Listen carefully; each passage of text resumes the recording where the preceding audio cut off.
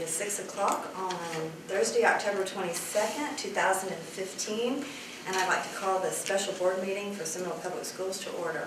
Roll call, please. Kay Levy. Here. Jack Cadenhead. Here. Amy Colclaser. Here. Claudia Willis. Here. Nikki Upton. Here.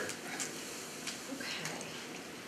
Item number 3, resignations. A, Tristan Yerby. B, D, Cornett. And C, Melissa Perry. It'd be my recommendation for approving these resignations effective immediately. I move that we approve the superintendent's recommendation for the acceptance of the resignations of the listed individuals. I'll second that.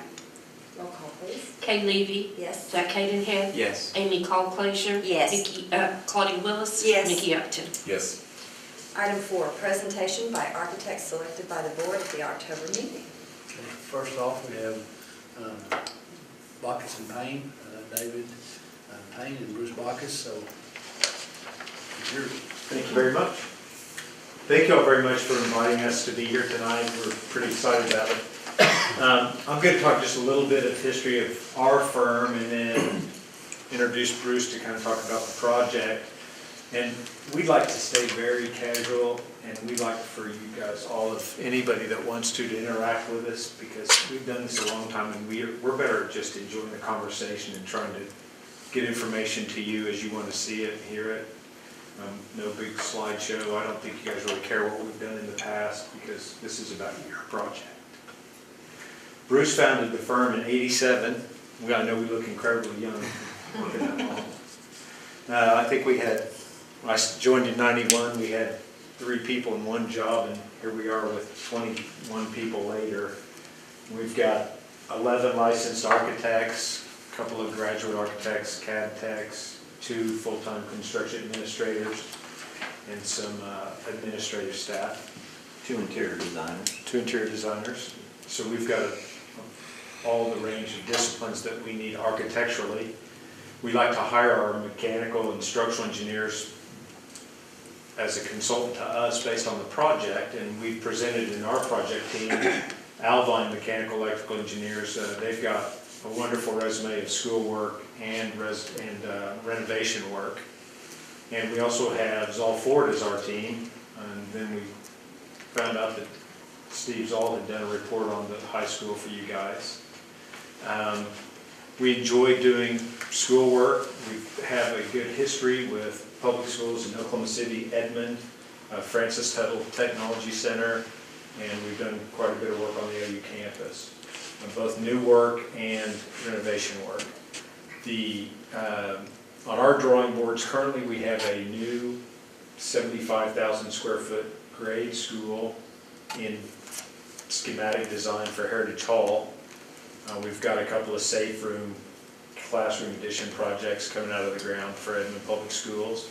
And one of our fun projects for Francis Tuttle was a $30 million culinary school, which we've learned has become kind of the state-of-the-art project, and it's just been a fantastic addition to that technology center. People from around the country come to that school now. It's pretty impressive. Once again, I'd just like to encourage you all to join us in the conversation, and with that, I'll introduce Bruce. My father-in-law is a graduate of Seminole High School, class of 44, 45.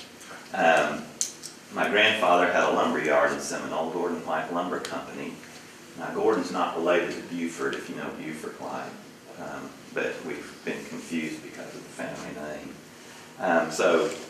We're very excited about being here and the opportunity of doing work in Seminole. I know my father-in-law is over the top excited about us having the opportunity. He came back recently, went to his little church, and there was people in his church that he went to church with when he lived here, and he's been gone for better. He left Seminole probably 50, 60 years ago. 7 years ago. So we've got some family ties to the city. We don't have a marketing staff. We're not really about that. So when you meet David and I, you meet who you'll continue to work with. There'll be a project architect join us in the effort, but we've always wanted to stay small enough that we could do what we love doing, and that's practicing architecture, taking care of people's needs, design needs, and working collaboratively through the process, and building relationships. We built our firm on a concept called relational architecture, and that's where we value the relationships every bit as much as we value the finished product. And we truly value the finished product. I mean, we got into architecture because we love to design stuff and build stuff and put things together. As little boys, you know, we both liked to build things. I was kind of a Lego man. But we practice relational architecture, and we think that the best tool we have is our ears. And so it seems kind of goofy that I say that, and here I am talking and not doing a very good job listening yet. But we're going to move into a phase of the conversation where I ask you to participate with me on, because I want to hear from you all about what's important to you about the project and what would make it a successful project to you. We believe design is done best in collaboration.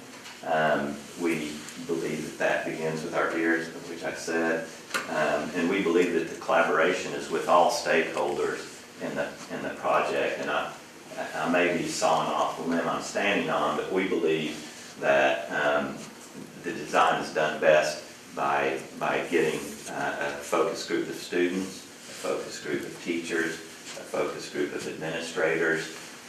We like a community focus group, and that's probably graduates of the high school, where we just really engage them in conversation, and of course the board, you all as a focus group as well.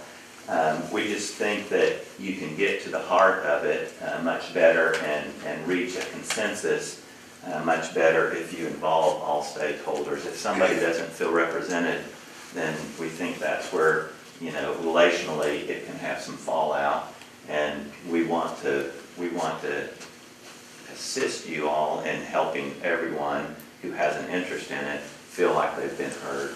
And we can't promise everything, we can't afford everything, but giving people a chance to talk about it and then let us react to it and say, after all has been heard, these are the common things that we're hearing from everybody, and you can begin to reach a consensus by finding out what's important to everybody. I read on your water tower, proud, progressive, prosperous. Out here there's a sign with commitment to excellence and you're achieving forever. And so I see a lot of community pride here, but we also know what we've all read in the paper about the process and the project, and it's kind of divided the community a bit into two factions. But we think that we can find common ground. We've made a pretty decent living doing that. The College of Architecture at OU was strongly divided, and our job, we went in and said, we need to be listening more to the students. And in fact, we had a deal with the students and bought pizzas and let them come in. And by the time we were able to do that, they were pretty angry. And pizza helped. But just letting them speak and taking notes and repeating back to them what we heard from them, what you're saying is this. It really diffused it, and from that point on, the process went really well. We think only through this collaboration will a consensus ever be achieved. So now I want to turn it into a conversation, if you'll allow me that. Yeah. I'm sure everybody has opinions, but kind of starting with an open-ended question. And the open-ended question I wanted to start with was, what do you want a Seminole diploma to be known for? When you say, I've got a diploma from Seminole High School, I'm a product of the Seminole Public Schools, what do you want it to be known for? And there's no right or wrong answer with this, but That's a good question.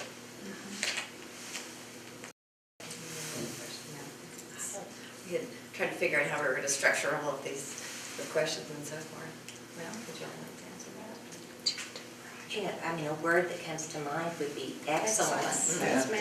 But if I were Excellent. to have to tell you what I mean by that excellence, I would, what backs that up. But I would think excellence. Excellence, that's the Okay. word that came to my mind. Okay, so excellence can mean a lot of things. Yes. My daughter would tell you excellence, when she was in high school, would be social excellence. I have some of those. My son would say academic excellence, excellence in teaching, excellence in learning, excellence in the overall experience, sports, social, academics. So Life skills, wisdom, life knowledge. skills, Yeah. yeah.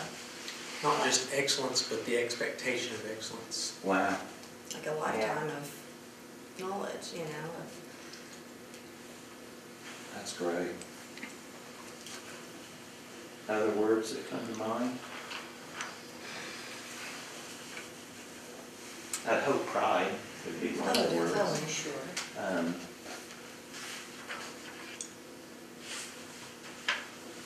heritage. Okay.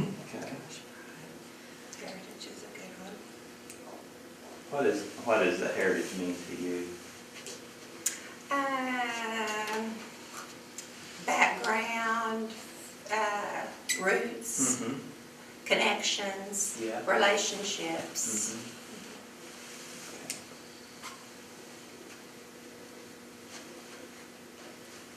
Other thoughts? Commitment. Mickey, you've been quiet so far. I'm a pretty quiet person. Okay. Yeah. Maybe you'll win that. So I would think we want to foster an environment where athletics and events and academics could all be successful. You know, we know how important spelling is in our lives, but no one talks about spelling when you're 40, 50 years old. They talk about the relay race or the basketball game or the football game. Now those are the things that people focus on, but still, academics is important.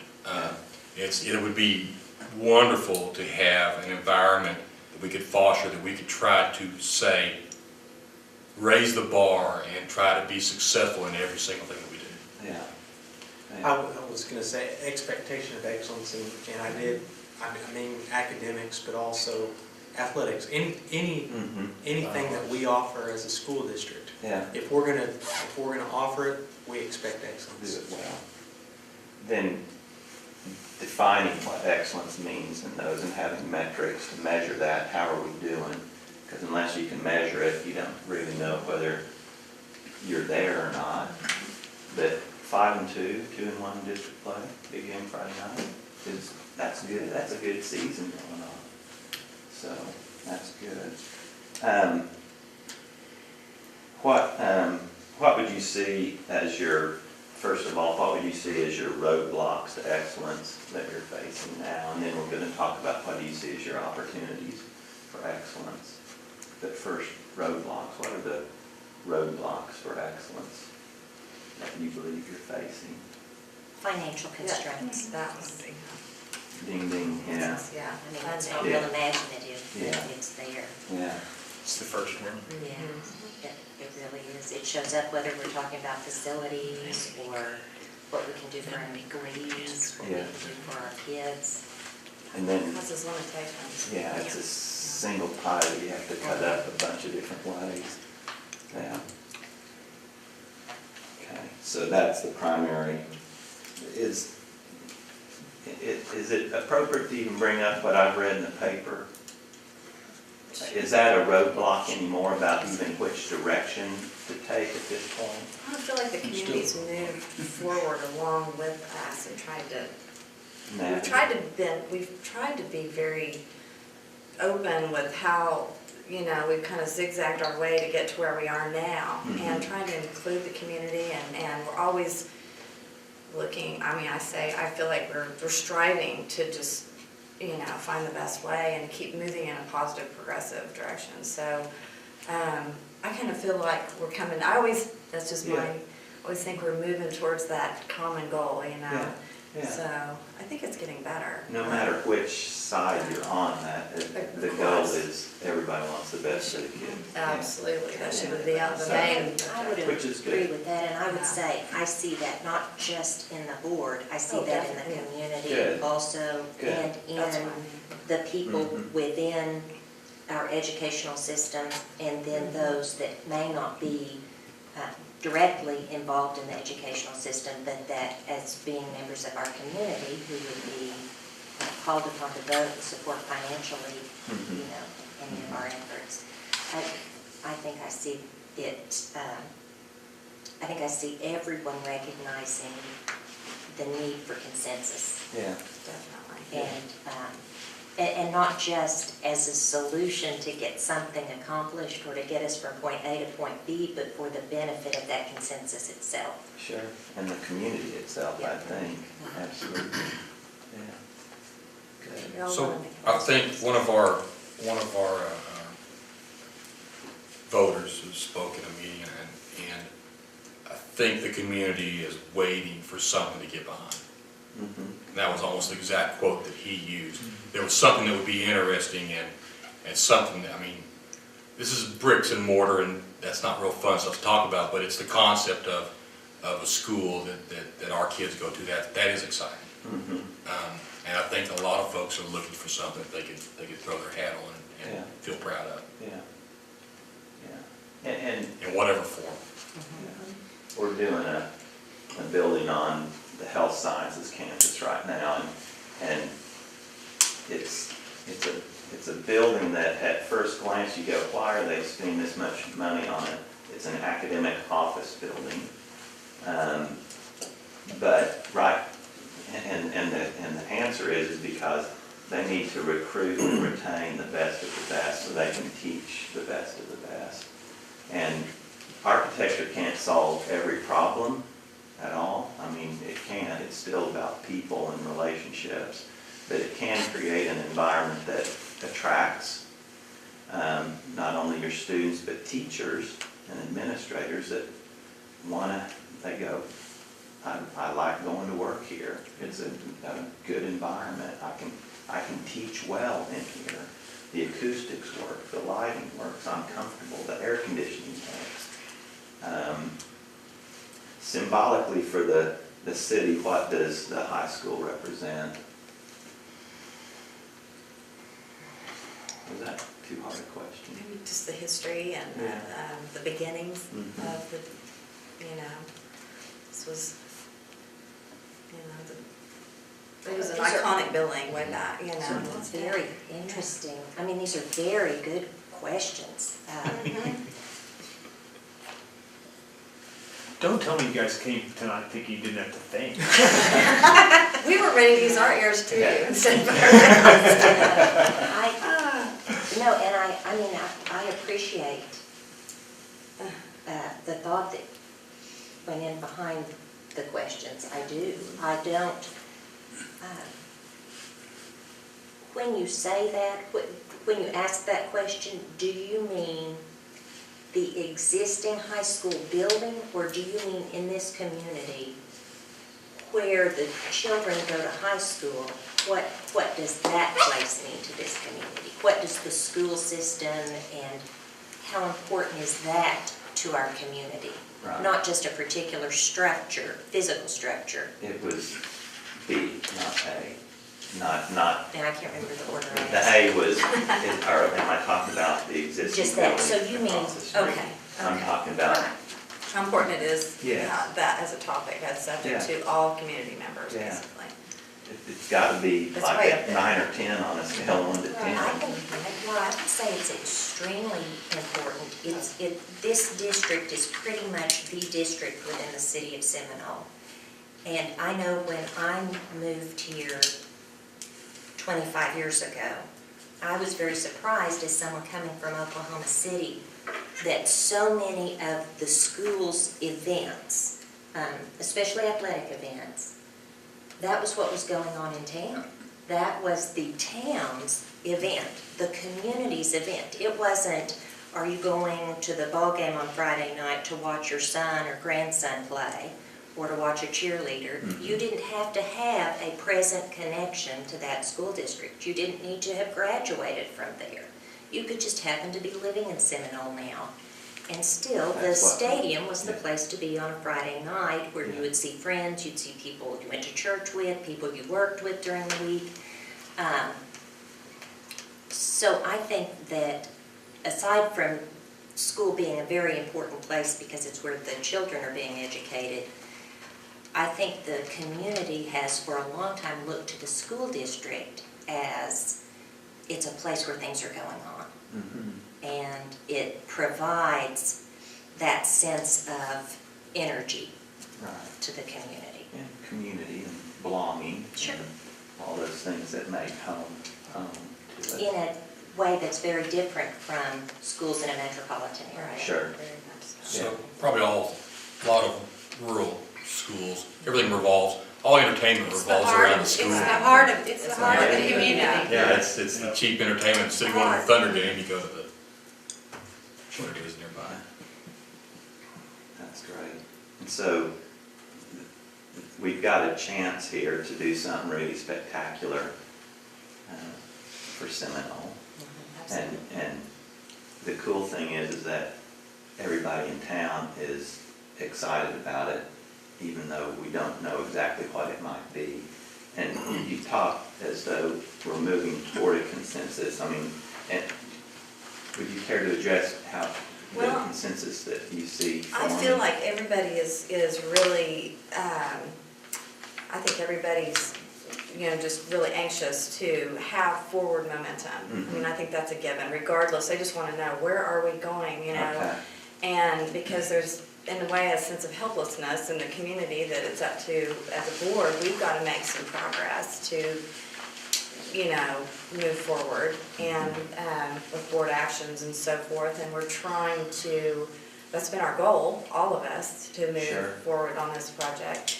But as you know, we've had a bond election that failed, and we've done a lot of learning and growing through all of that. And the community, we've pulled them along with us, kicking and screaming, but it's been a good, that's what it takes to move down the road. Yeah, right. And so I just feel like we're making progress, and every step we take, it may feel like quicksand, but we're getting there. Good. So we need a lot of wisdom and advice, and it's our duty as leaders in the community to really do whatever we can to facilitate this and move it forward. So we need good people to help us with. I don't mean to interrupt Sure, you. no. None of us are building professionals on No, the board. We're Yeah. not, and because of that, I think a way to help us and the community and kind of everyone reach a consensus will be through gathering information from architects, gathering information from financial consultants who can come in and really give us an idea of what some of our financial limitations are, Sure. what, and not just limitations, what our options are, and whether all of those options are prudent or not.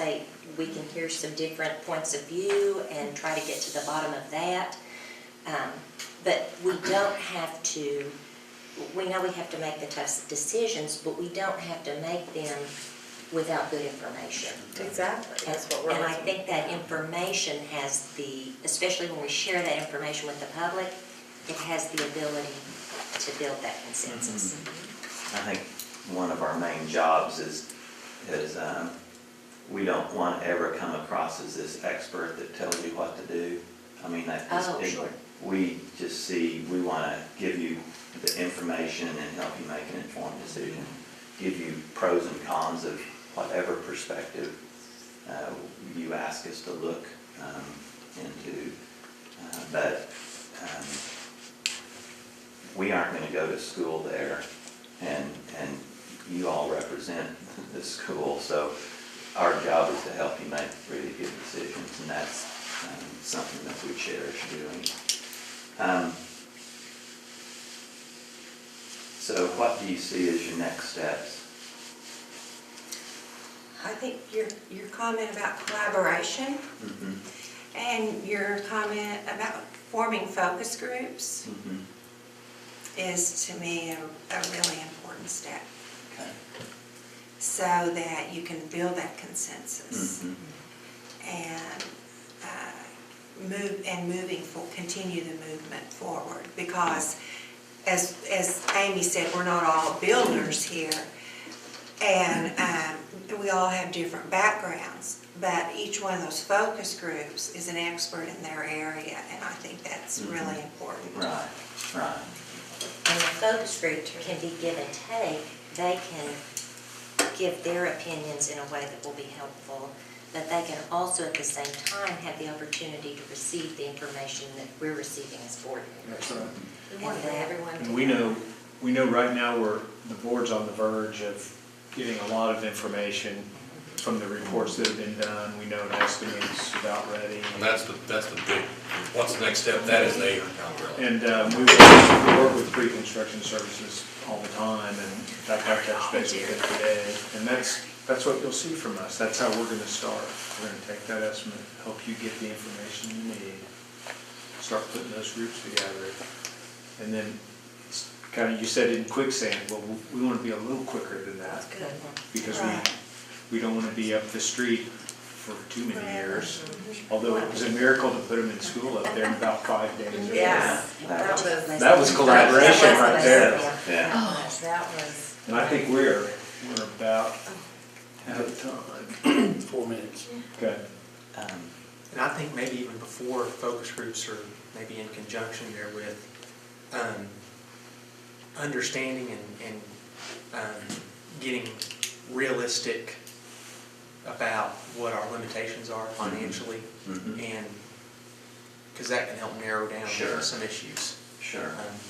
And other experts can help there as well. Right, right, the financial help. But, focus groups could begin and could be, even without knowing what type of budget, for example, we might be working with. They could be identifying, what's a key priority in their minds that they would be looking at. I What's agree. the biggest, most important thing? Because we're going to hear a lot of different things from different people, from different students, teachers, etc. But we may be surprised by how much of the same we do here. And That's true. I think you will see a lot of overlap. I think that would be very interesting. And that's some of the information too that I think that would really be helpful to us as well. Not all of the information has to come from the experts, so to speak. I think that's part of it as well. Just use us to be the bad guys. If you're willing to go get that information, that's all the better. Yeah. Thank you for your service to your city. I mean, I'm sure you've had to have some thick skin, but you've hung in there, and you're committed to doing all you can to help Seminole have the best education we could possibly get. We'd like to think, 10 years from now, looking back on these days that you're going through now, you go,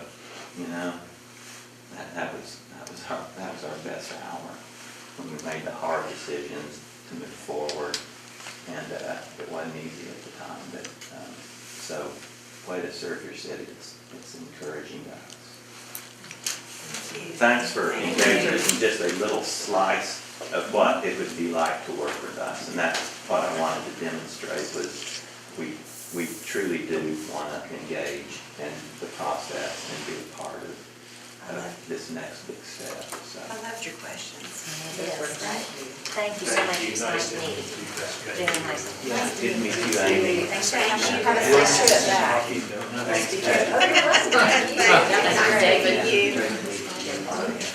Nice to meet you. Thank you very much. With that quiet guy. Yeah. Thank you. Bye. Be safe on that. Thanks.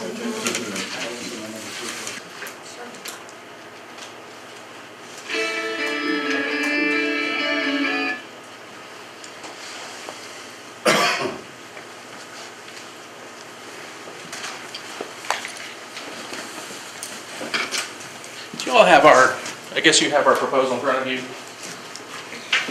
If not, we have extra copies.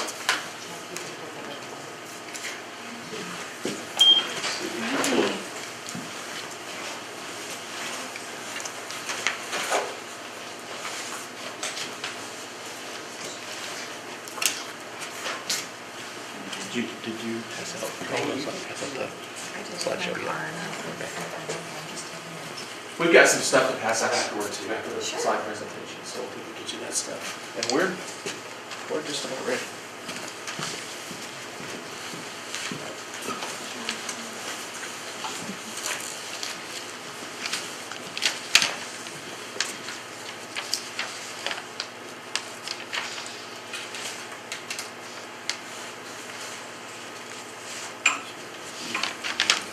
I'm just gonna stand right here. We could go over there. You can stand here in front of me. Okay. Yeah, you're fine. Okay, we'll just I'll stand. go on this side. We'll take turns over here, yeah. I'll move over here. So we're ready when you guys are now. Okay. Thank you all for hosting us first, for asking us to submit a request for proposal and for letting us come and talk to you. I'm Scott Vrooman. I'm the founder of Tri-Arc Architecture. I founded it about 11 years ago with the intent to do purpose-driven architecture.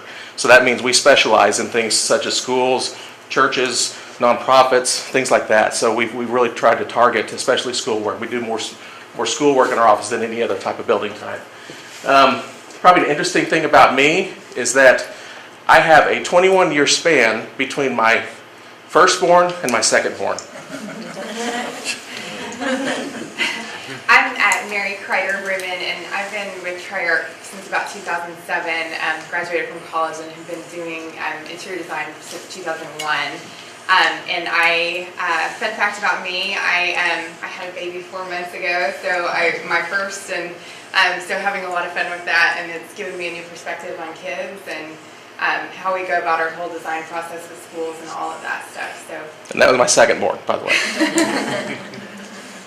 I'm James Parker. I'm the senior project architect, and I'm the one that gets into the nitty-gritty details, gets all the teams together, gets all of your representatives, and my team, my engineering team, and sit down and really just work through all that stuff and go through the iterative process and keep building and building until we get what you want. And Scott's involved in that process too a lot, but I'm the one that spearheads that a lot of the time. Interesting fact about me, I'm one of 14 children. I am the 9th and the first boy. So if you think about that, 8 sisters in a row, you think Henry VIII, he was a patient guy. But I've got 30 nieces and nephews. And anyways, I come from a huge family, and a lot of people just say that, they just ask me, how are you so calm when everybody's freaking out at the office? I was like, well, that's kind of how I grew up. I'm Corey Ellis, and I'm going to put the question aside that you all want to know. I was on the college chess team when I was in school. Didn't really play football or basketball, but no, I did play basketball. But anyway, I'm the director of sales and marketing for Tri-Arc. However, I don't really consider myself that. Previously, I was an administrator for 20 years. I did all sorts of levels from elementary to superintendent. And I got my first elementary administrator job when I was 26, and that's my interesting fun fact. So we're going to talk today about these 5 things. We're going to talk about architecture and why we think we're a good fit for Seminole. We're going to show you some case studies of different projects we've done that are similar, we think, to some of the things you're thinking about doing. We're talking about data analysis and why it plays a role in this, especially when it comes to bond voting and everything. Training, expert training. Corey's going to talk about that with since he's been on your all side of the fence with this, going through several bond issues with different schools. He's going to talk about some of his expertise with that. And then we're going to talk about storytelling, which is a little bit unusual. Most architects don't come and say, hey, we're going to talk about storytelling. They usually say we're going to talk about buildings, but you'll find out through this presentation why storytelling is really important, especially in your community as you communicate your bond package to the community. So we're going to start with that. Pass Your Bond is a program we started about 5 years ago. And what it is basically is it's something we do for free for school districts that there's no risk to you. If the bond doesn't pass, you don't owe us anything. If the bond does pass, we're your architect. I mean, you essentially agree that we're your architect for whatever a fair market price, previously mutually agreed upon price. But this is what is included in this. These are all the value-added things we bring to the equation. And we think it's really important for Seminole, just because given your recent bond history, you know, that you had some divisiveness in this community. It's not a secret. It was in the papers and everything. So we think we really bring some skill sets that can help that. So we know every architect's going to come in front of you and they're going to say, here's all the great architecture they do, and here's some cool buildings, and we're going to do the same thing. But we're going to really focus on this because this is a dimension we add that I don't think many other architects do. This is our mission statement. We truly feel like as we design these buildings that we are helping these kids with their memories. And I can remember being in grade school. I remember I was in a portable building for kindergarten and things like that. So these experiences really do influence the kids and their character and their memories and their experiences through the spaces that they occupy. So we feel like our designs will help tell your story and bring your unique purpose into reality, because your purpose as a school board and just as a school district is very different than the others that we've worked with. We know that you're different and you're unique in your own way and your own way of doing things, and it's really important to us that we feel like we get to know you and we find out what those things are so that we can make sure we incorporate those into your. So as I said, most firms are going to come to you, including us, and they're going to talk about they have high quality, lots of school experience in architecture, customer service, great design. These are the added dimensions that we think we bring. We're going to talk about data analysis a little bit. BIM interiors, we'll talk about that. Mary's going to show what that is and why that benefits you. Expert training, Corey's going to touch on that. And then again, there comes the storytelling again. We'll get to that at the end of the deal. These are different, in the last 4 years, these are different districts of school designs we've done.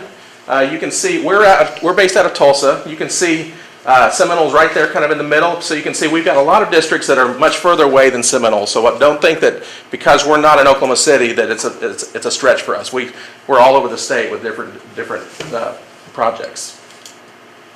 Building information and modeling, the way that this affects you is it's basically us taking and building the building in the computer in 3 dimensions. And so it's very smart technology that helps eliminate mistakes when it comes to the construction documents.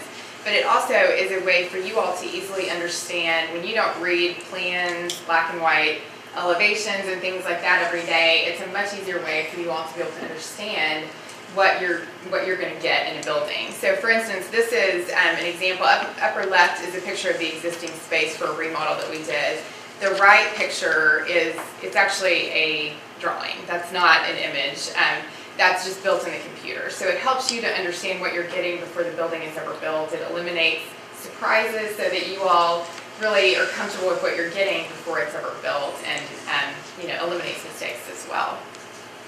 And then that is the final space. So you can kind of see how similar it is to the actual 3-dimensional picture. And the difference between, lots of architects can give you renderings and can make them look nice, but they're doing them one at a time. They're doing them specialized for that one area. We're building the entire model out of 3 dimensions. So any view you want to see, we can produce that pretty quickly. So it really does help, even if you want to see what you're seeing out the window or things like that. So we're going to look at a couple of schools here that we've completed recently. Northwest Technology Center, there's one in Fairview and Alva, Oklahoma, and we've just completed renovations at both. This one here is the Fairview campus, and just to show you, whenever people aren't sure what direction they want to go, and we actually did 2 completely different designs for them, and we said, using this technology that Mary was talking about, we did a traditional design that went along, really closely to what they already have for this new portion. Then we did a modern design, and they liked the modern design and they went with that. So that's what got built and completed, and it's looking really sharp out there. So another thing about these labs is they have simulation for nursing, they have biomedical laboratories, and we've done several biomed labs, and here's an example of that on the bottom left corner, lab tables. And basically, we just work closely with the teachers and the administrators to figure out what your needs are, what's your curriculum, and respond to that by getting the right level of instrumentation in there. And we bring that up just because, high schools can have science labs in it, and we've done a lot of high schools with science labs. So here's another school that we completed recently. It's Veneta Public Schools.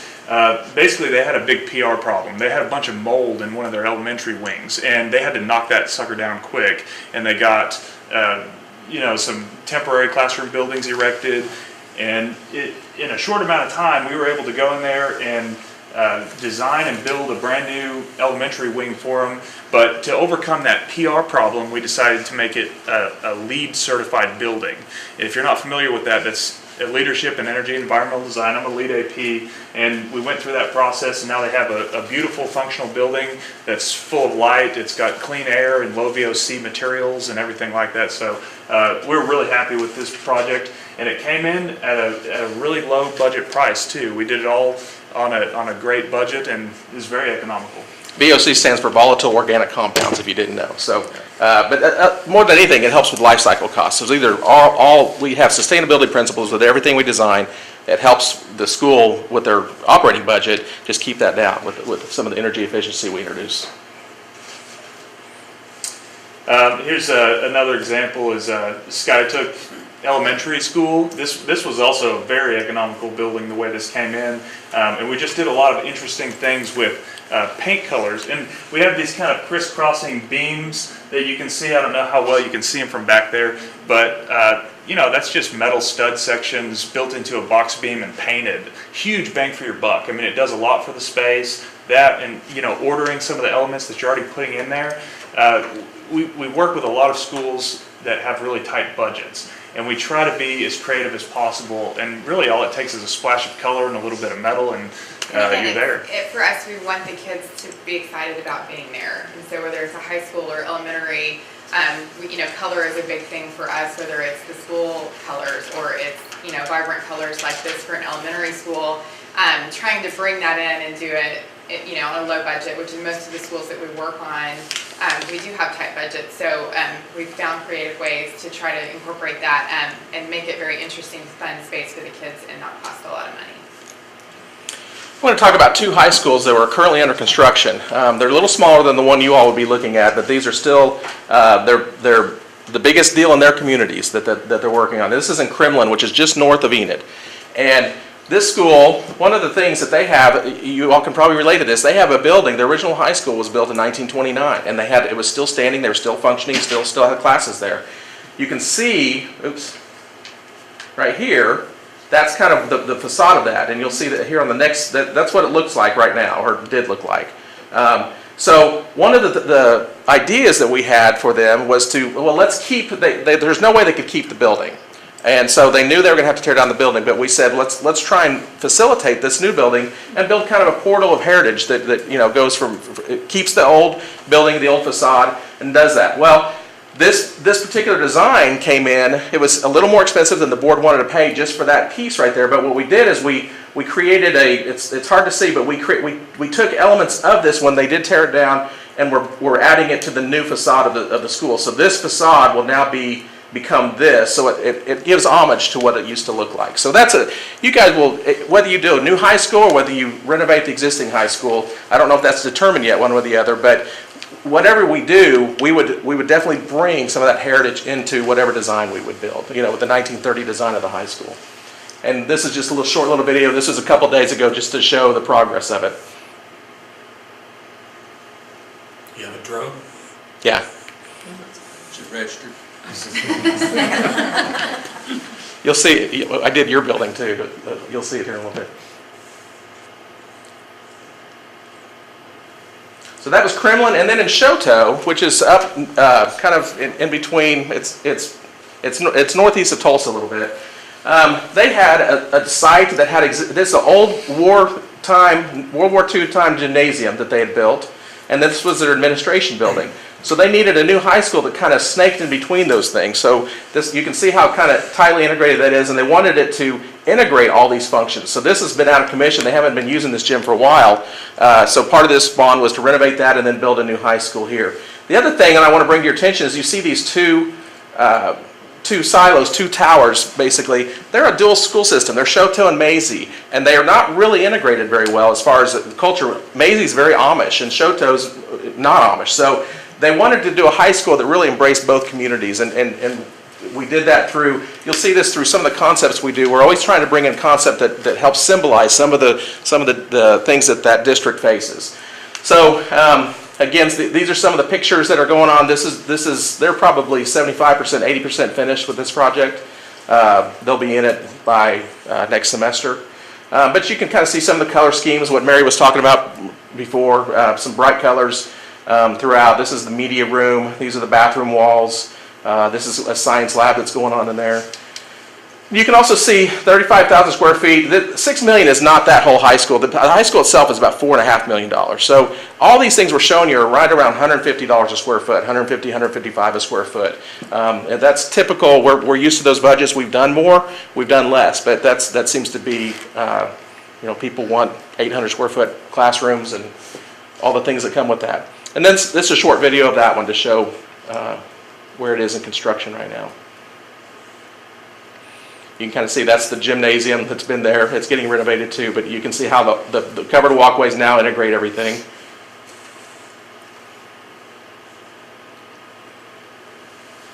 And all metal building construction, so that's what keeps costs down. Prefab metal, but you can see it's not just a standard rectangle. We're doing some creative things to make it look good, and where it doesn't look like a prefab building. Then I'm just going to real quickly go through a couple of other projects just to show you not everything is traditionally designed. We have some modern projects too. We don't know what your all's, if we were selected, we would definitely sit down with you and see what direction you wanted to go with that, but we wanted to show you both sides of that. So this is a community center / academy in Tulsa, in West Tulsa. This is in Porter, kind of up by Choteau. This was an activity center. We've done lots of gymnasiums also all over the state. This is in Greasy, Oklahoma, an unfortunate name, but it's their school burned to the ground, and so we did it was a pre-K through 8th grade center for them, and you can see they had a gymnasium project there too. And then we know you have an auditorium, regardless if you build new or if you're renovating what you have. We've just finished this in Cherokee. In fact, Corey was the superintendent at the time at Cherokee, and so this is their before and after of their auditorium. I've been in your auditorium, and it needs something badly, but especially up on the balcony. But so, regardless of what direction we go, we've had a lot of auditorium experience too. I'm going to talk real quickly about data analysis. And you think, why would that matter? Well, we have spent hours, and I'm talking hundreds of hours, compiling data for every school district in the state of Oklahoma, which is about 520 school districts. And we've compiled about 15 years of data, and everything from valuation to bond millage rates to all these things every year. So we've got about 40 points of data we track for every school district. And why that helps you is because we can make some comparisons pretty quickly to schools either close by, close to your size in your basketball district, in your football district, and we can start seeing outlying data that when you tell that to your community, they say, well, gosh, we need to do better with this or something. And I'll give you an example of that. So Seminole, these are all the schools that you play in either football or basketball, on men's football or boys basketball. So I compared your valuation with all of them, and you're number 5 out of all these schools in valuation, which means your school has more property value, is more valuable, has more bonding capacity than all these other schools here. But yet you are near the bottom in the number of bond dollars. This is over the last 10 years. You're near the bottom of bond dollars spent on students per student. So you can say only Tecumseh and Holdenville are lower than you. All these other schools have spent more money per student over the last 10 years than you guys have. Well, if your community knows that, all of a sudden they're saying, well, gosh, yeah, it's going to make our taxes go up, but we've gotten a pretty good a free ride we've had low taxes relative to our neighbors. And we can pick out these types of data, and you'll be amazed how many outlying pieces of data you can get with that. And so there's no central this data. We had to actually call county clerks and all that and track it all down. So to us, it's a very valuable tool to help market your bond. Expert training, that's cool. As I mentioned before, I'm 20 years of administrative experience, and I've had experience from 23,000 student district to 400. I've seen a lot, and I don't really consider myself an expert. I just like to share my information. And I really like to consider myself a voice of reason or common sense. And I work for Tri-Arc, but like as Scott said, our services are free until the time comes. So my job basically is to create research be the person that goes in the community, helps organize, helps offer information to you all. Basically, I consider it ammunition, so we can put things together to go out there and talk to the community. You know, when I sat in your seat, there's really 4 things that I looked at, and one was, what is your vision? And, you know, that encompasses more than just, you know, what you want to do with a building. It involves master planning. Of course, START helps out with that, looks at long-term goals. It also helps with, and, you know, y'all kind of mentioned this in the previous one, is a sense of identity. Where do you want to go? What do you want people to know about you? And then the next thing I call is a return on investment in the community. And I'm going to be honest for a second. The biggest hitch I have on any bond issue, and I've done several, is using the cliche, the children are our future. We all know that, okay? What I mean by return on investment in the community is there is a symbiotic relationship with the school, the business partners, the community as a whole, that it's a give and take type situation. You all are ultimately the center. It's been like this since the 20s and 30s. And you mentioned this, you know, when there's a ball game, everybody comes to the ball game. So what's the return investment in the community? And when I was a superintendent, I really pushed my organizations to volunteer within the community. We asked a lot from the community. You know, we hit them up with fundraisers all the time. We asked for tax increases and everything else, but what was better than having a state football championship go out there and help? They had a Feed the Hungry program there. They went and sacked meals and all sorts of stuff. But that gives you, as far as the school district, credibility. And that's the type of things I'm talking about as far as return investment in the community. The next thing, which is essential for all superintendents, is the biggest bang for the buck. And I realize, and I'm going to tell you, I've already done 48 to 50 hours of research on Seminole. I've watched probably board meetings all the way back to March. I can tell you that Mickey wears green almost 100% of the time. I can tell you that Bill's worn green every board meeting. You know? So, you know, I go in and dive in to other aspects of bond issues, knowing that you all are concerned about basically getting the best dollar for your buck. And I was that way too, because I wanted more money in construction than I wanted to pay an architect or your finance person or whatnot, because I knew at some point, you know, we were going to have to give in to that. My other experience was when I started putting things together, like much you all are doing as far as seeing what cost estimates are. By the time I did the estimates and by the time I did the bid was 8 months. We did the estimates, we did the bond issue, and then we came back and did the bids. There was a 4.8% increase in inflation in that short period of time. And again, that takes away from your construction. And so, you know, looking at your last bond issue, the urgency seemed to be you needed to pass the bond issue before the 7% or the millage from the hospital rolled off, which made sense. Which, you know, when you think about bond issues, the real big issue in bond issues is what? Taxes. And, you know, it seems like the last one, it was about a building. But when you all develop consensus, and we're an active part of that, and that's what my job is to help you with that, is when there's a viable bond issue out there, the question is, how do we tackle the question of taxes? Well, let me give you a little heads up. How many of you follow the feds recently? You know, they talked about last month about raising interest rates. Well, that's going to directly or indirectly affect you all by the time the bond issue comes around and you all try to sell the bonds. When the first bond I sold in my last bond issue was 0.77.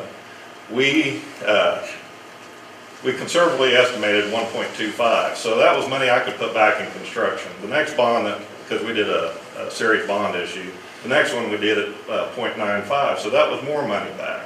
So those are things that you all will have to start considering when you put things together is, A, when can you pass a proposition? B, when can you get those taxes that nobody wants to talk about on the tax roll, and then and move on. So best bang for the buck, and I help out with that. You know, the last thing I do is really the propensity to be able to pass the bond issue proposition. And that was my concern. What can I do as far as, or the school board do, to put a viable bond issue out there? What can we ask for as far as the top dollar, as far as construction? How far can we stretch it out? And how can we use creative financing to get all what we want to do? And there are several different ways to do that. But I do a lot of things, well, I've coined terms as I've gone along. If you all have LinkedIn accounts, find me. I'm a helper. That's why I'm in education. That's why I do this, is because I feel like I'm helping. But I post articles on there from time to time about bond issues and what voters are, what patrons are, those kind of things. But bond metrics is what I really dive into. And that's research data driven. I did that as an administrator. Everything's qualitative or quantitative. And you can base whatever your decision you're going to do based on those numbers that help give you clear, concise, brief statements. For example, the bond issues that we manage, we see about a 33% voter turnout.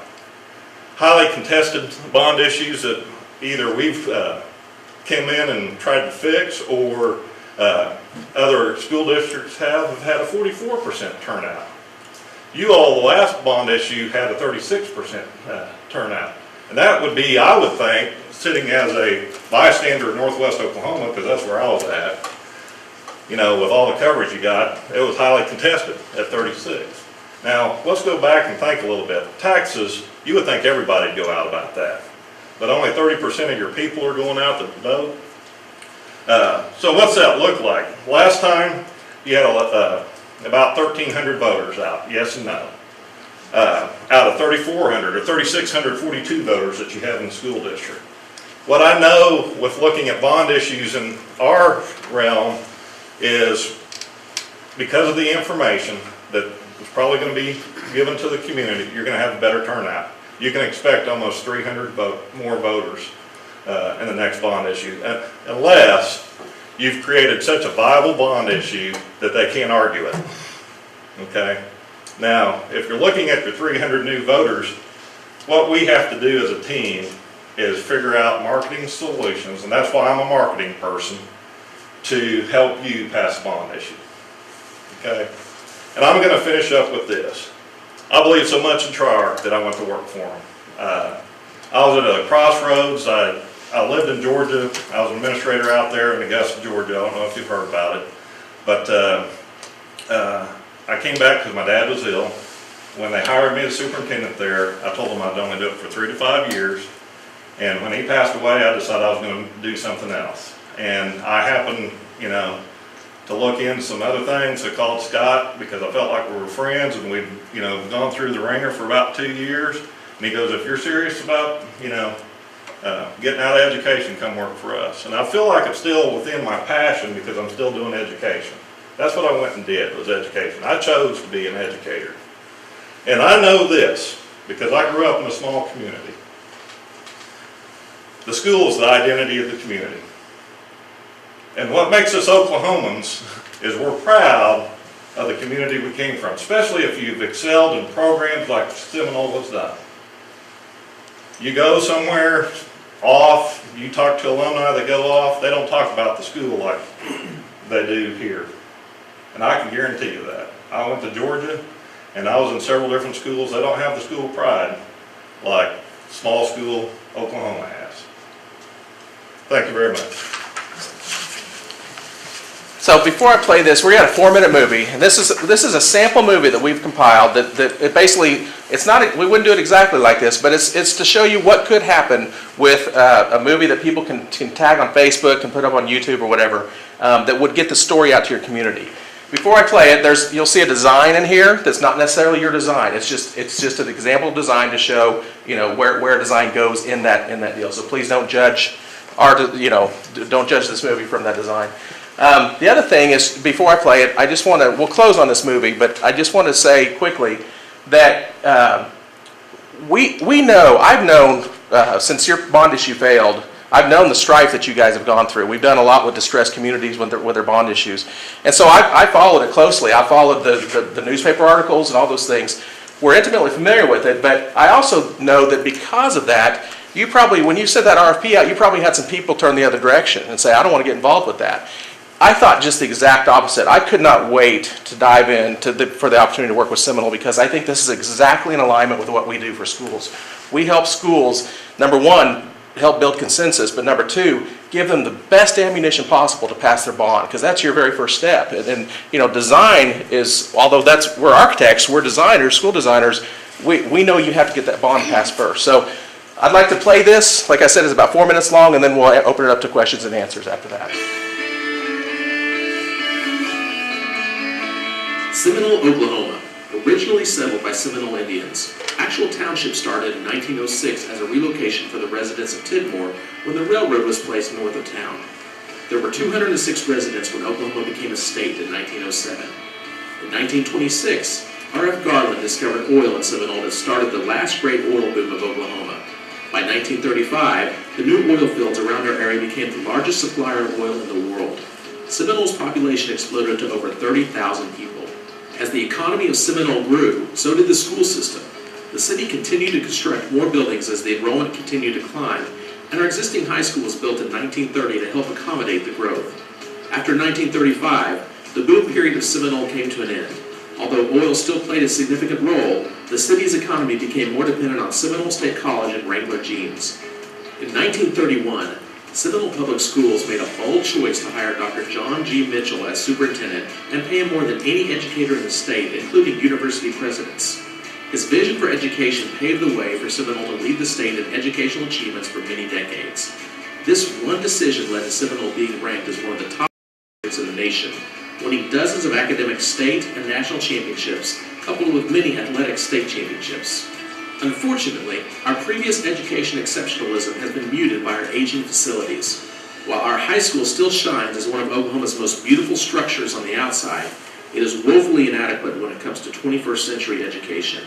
Our auditorium and gymnasium are both unsafe, with mold problems, dangerous structure and accessibility, and the lack of basic air comfort. Classrooms are too small, and security and storm safety are heavily compromised throughout. Compared to all of the school districts that we play in either football or basketball, our valuation is in the top 1/4. Yet if you compare the average bond dollars per student over the last 10 years, we are near the bottom, with only Tecumseh and Holdenville below us. What that means is that our property taxes have been routinely lower than most of the similar school districts around us. Simply put, over the last 10 years, most districts have voted to update and improve their facilities more than Seminole, causing us to fall behind our neighbors. The median yearly property tax per household in Seminole is about $539. At that rate, this bond would raise that number to about $610, or about $71 per year. For less than $6 a month, our students will receive a state-of-the-art high school that will enhance learning and keep our kids safe. When we speak of building the bridge, it's not a physical bridge, but rather a symbolic one between our golden past and our unlimited future, between our heritage and our hope. This year's junior class will never have high school classes in a building designed for learning again. As they commute daily back and forth to a commercial call center for their classes, the high school sits empty, deemed too unsafe for occupancy. A building designed for education in 1930 simply isn't capable of meeting today's educational facility needs. Over the years, many people have commented on the impact people from Seminole have had in virtually every area of life, both within Oklahoma and beyond. This situation did not come about by lack or happenstance, but can be attributed to the development of a highly unusual school system that uniquely prepared students for leadership roles in life. Seminole is at a crossroads. It's time for the people of Seminole to once again be bold and reclaim our educational heritage by giving our students a facility that accelerates their aspirations rather than stunt them. The old high school is iconic, regal, and even glorious. It has served our community far longer than school buildings are designed for. We can take the best of what the building gave us and blend it with a more functional, modern, healthy building that is built for 21st century learning. We can once again take Seminole to a place of extraordinary educational achievements, and our facilities can be the bridge between our exceptional heritage and our hopeful future. By voting on this bond, you can help Seminole reclaim the boldness that our district embraced 85 years ago. You can build the bridge from our heritage to our hope. So that's just an example of what's possible. And that's what we would want to get out there to your community. We would want to tell the story behind Seminole, not just why you need a new building, but what's the heritage of Seminole. So as you guys are making this decision, as you finish out your interviews tonight and you converse and everything, we would like you to ask yourself these 3 questions. Which firm do you think has the most energy, passion, vigor to help you with your project? Which firm has demonstrated the time commitment they're already have given to this project? From that video to Corey's hours that he spent to all of us, we've spent a lot of time on this. And we say that because we're probably the smallest firm you're looking at, but we go all in on these things. It is our passion and we love this stuff. So we do not leave anything on the table for that. Lastly, who will understand your story, share your data and the bond approval process the most, and can tell it to your district the best, because that's going to be an important part of this. And we think the answer to all of those is the best fit for Seminole Schools is Triarch. So we'd like to take questions now. Okay. What we decided earlier this evening was that to allow you all to have a little longer time to give a presentation, that we would like to send in questions. Is that right? Okay. We'll submit questions to you, and that way we'll give you time to look at them and answer them the way that, instead of having to shoot from the hip, so to speak. Yeah, okay. Sounds good. Because we had thought of some ahead of time, but after talking to you, we might want different questions. Actually, you've answered some, some of them on the list already, and so. Okay. Okay, great. We'll look forward to seeing you. Very nice presentation. Very nice, thank you. Well, as I was telling Bill, we're not going to do death by PowerPoint. I think you guys maybe have gotten a good idea of who we are as far as our qualifications go with regards to our brochure that we've submitted. My name is James Howard, as I mentioned before. I'm a partner with Architects in Partnership. This is Matt Groves, one of my associates that I work with. We're very happy to be here. Matt Graves, my other partner, sends his regrets. You might have met some of you. He is at a CEFP conference right now, basically honing his skills on master planning of schools. We take this seriously. We are looking for the expertise to bring to our clients, and we hope that we can bring that to you too. Just kind of thumbing through here. Just wanted, not knowing exactly how much time you've had to really dig through and see who we are. Right there on the right-hand side is just some basic information about who we are as a firm. We've been around for decades. We've been a very successful firm in terms of longevity. Just having good projects and good clients throughout the years. Our longevity, that 40 years, is due in fact to our ability to be good listeners to our clients, to be approachable, and to deliver to your expectations. I think that's probably the most important thing about us and why we're successful. We are a firm that kind of fluctuates between 17 to 25 employees, just depending on on the summertime help. We really enjoy teaching ourselves. We have interns that come and work with our firm quite frequently, and we enjoy passing on our knowledge, especially when it comes to teaching how to design good educational facilities, because it is a specialty. It's not something that comes just overnight. A lot of people can read a book and think they know what education facilities are about. I would disagree.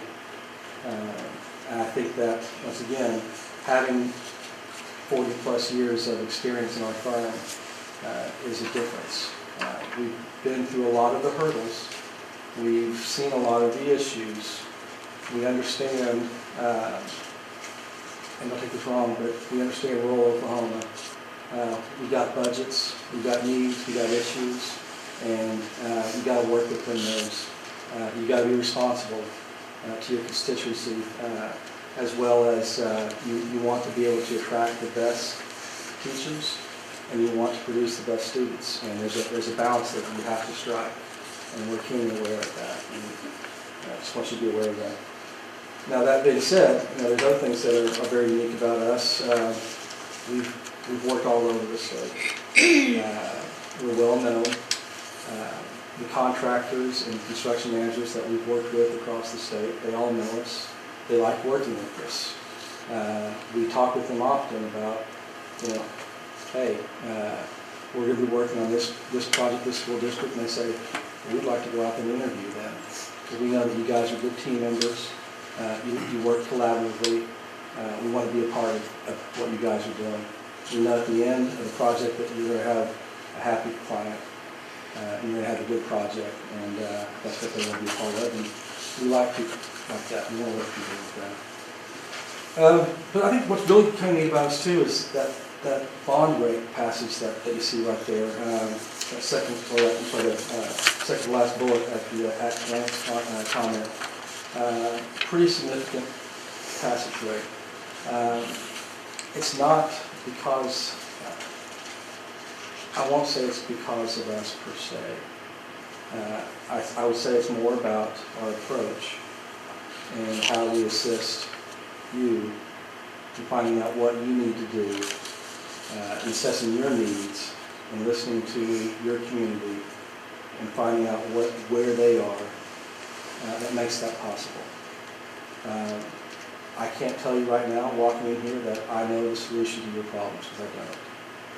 There's a lot of investigation that has to happen to get to that point.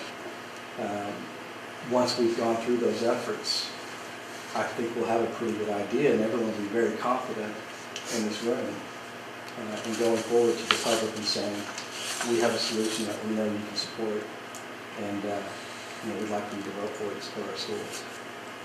So that's an indication of our success right there in our approach. And I'll toot our horn a little bit. We have won a few awards. We do really nice buildings. I don't want you to think that just because you have a budget that you've got to work in, that you can't have a nice building. I had a professor, a guest professor, many years ago. He said, James, everybody deserves a good architect and good architecture, no matter where they are. And this is about a time when all my friends were running off to Dallas and New York and wherever. And I said, I've got family here. This is my home. He said, keep it. Stay there. Someone's got to take care of the backyard. I said, yeah, I know. So here we are, right? We click on the next page. And there's a couple more bullet points there, just about us again, what makes us special. And I mentioned a little bit about that process, about how we connect with the community, how we help you work through solutions, and that is through that collaborative approach. And it depends on how you guys want to operate. We're not going to tell you exactly who to go to or how many meetings to have or anything like that. We'll sit down and work through that together. But essentially, the process usually goes like this. You'll have a community action team, or that's fat, never mind. What's that? Focus group. There you go, focus group, that's a better term. You'll have a focus group that will tour the facilities themselves. And usually that's made up of teachers, parents, and local business people. And they get an opportunity to put their eyes on the situation and understand for themselves what the needs and issues are. There are times, quite honestly, when you want to make sure that those that maybe are not quite sure they want to vote for bond issue, you bring them in and make them a part of that too. Give them the opportunity to voice their opinion, see what the situation is, and bring some ideas to the table, because there are no bad ideas. You got to get it all on the table to understand where you are. So we'll have that group do their tours, come up with their recommendations, their ideas. In conjunction with that, we'll do our own tours and assessments. Now I know that it wasn't too long ago that you guys have gone through a similar process with regards to maybe get an understanding of how your facilities are right now. That's a good starting point. It has some pretty good information in there about the current bricks and mortar kind of things. But there's more to it than that. There is an assessment of your curriculum and how it functions within that school. You know, are the classrooms the right size for their functions? Do you have more students in classrooms in one location and another location, you know, more classrooms and students? Well, maybe you work on balancing it out by shifting a grade or two. Sometimes you can see a small, or I say a small, a large age group moving up through. There's just a bubble. You know it's coming, and you got to adjust for that, and so you plan for those things. So those are the kinds of things that we'll start to analyze with you and understand. So we get all the information out there to assess. And then it's a matter of prioritization. You put it all together and you say, okay, what are your highest priorities? What's the most important to you? And we'll lay all that out. And we won't even talk about money at that point. I'll be honest with you. We don't do that because we understand that you put dollar figures next to something that it can change your mind. You know, you can, oh, do I really want to do that? Are we sure we can get there? And we don't want you to shoot yourself in the foot right off the bat. Because sometimes, once again, we'll be creative and we can find ways to accomplish those things that maybe we thought were not reachable. So we'll prioritize, and then we'll go back and we'll start putting some budgets together and bring those to you, and then once again reassess and say, okay, understanding this, how can we maybe break these things up? And I say that, we're talking about basically a master plan. We're looking to the future. It's not just the immediate needs, but understanding what the future needs are also. And if you understand that, and you can start to break it up into segments that are manageable for your district and for your constituency, then you end up with the confidence that you're moving in the right direction, and the community feels the same way, and you'll be very successful that way. Now, does that mean you can't kind of tweak it and change directions here and there, depending on what comes your way? Absolutely, that happens all the time. You know, plans are living things. They need to change according to our times and needs. So, but again, you know, when we're with the school district, we plan on being there with you for a long time, and we're going to help you make those adjustments as we go through. So, you know, there's some other things in there that we mentioned. We mentioned things like bond promotion.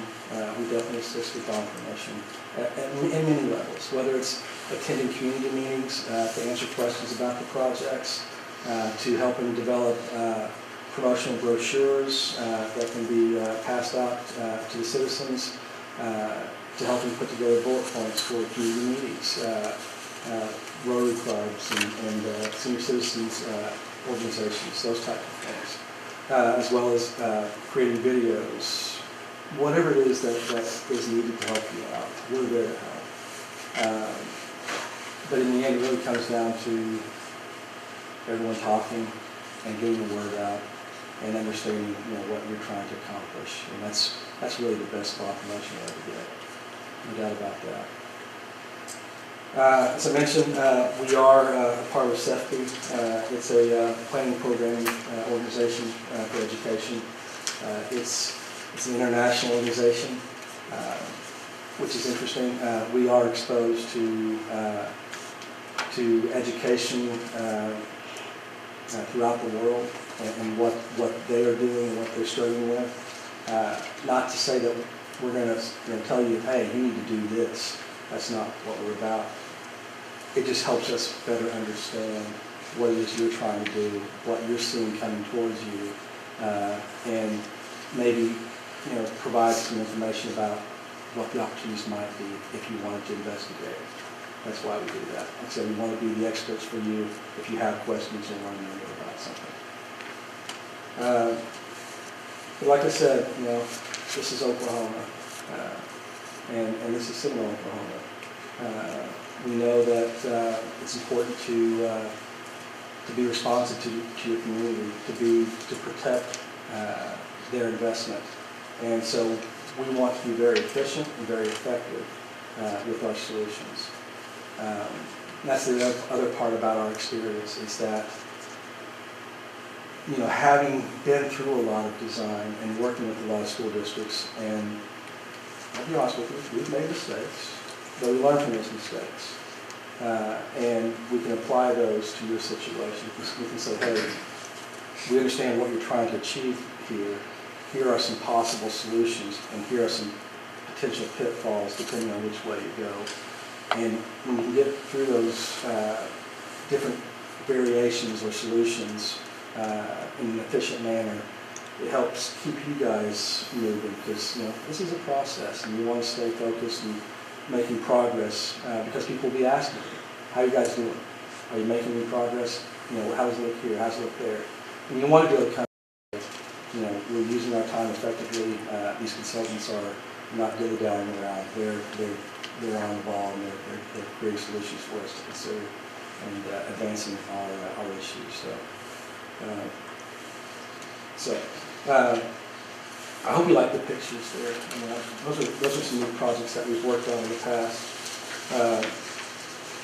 One of those, that one at the bottom is that's the new Connor State Allied Health facility there. Just a really neat little classroom classroom building that we did just recently. But, that was really neat, fast track and under budget. So yeah, I like projects like that. So the next page is really about some projects that we've done recently, just to kind of give you a feel for what we've done really just in the last couple of years with this process. A real simple project, I say that, Tuttle Public Schools. We've been with that district for, I think, 13 plus years. Lee Coker was the superintendent before.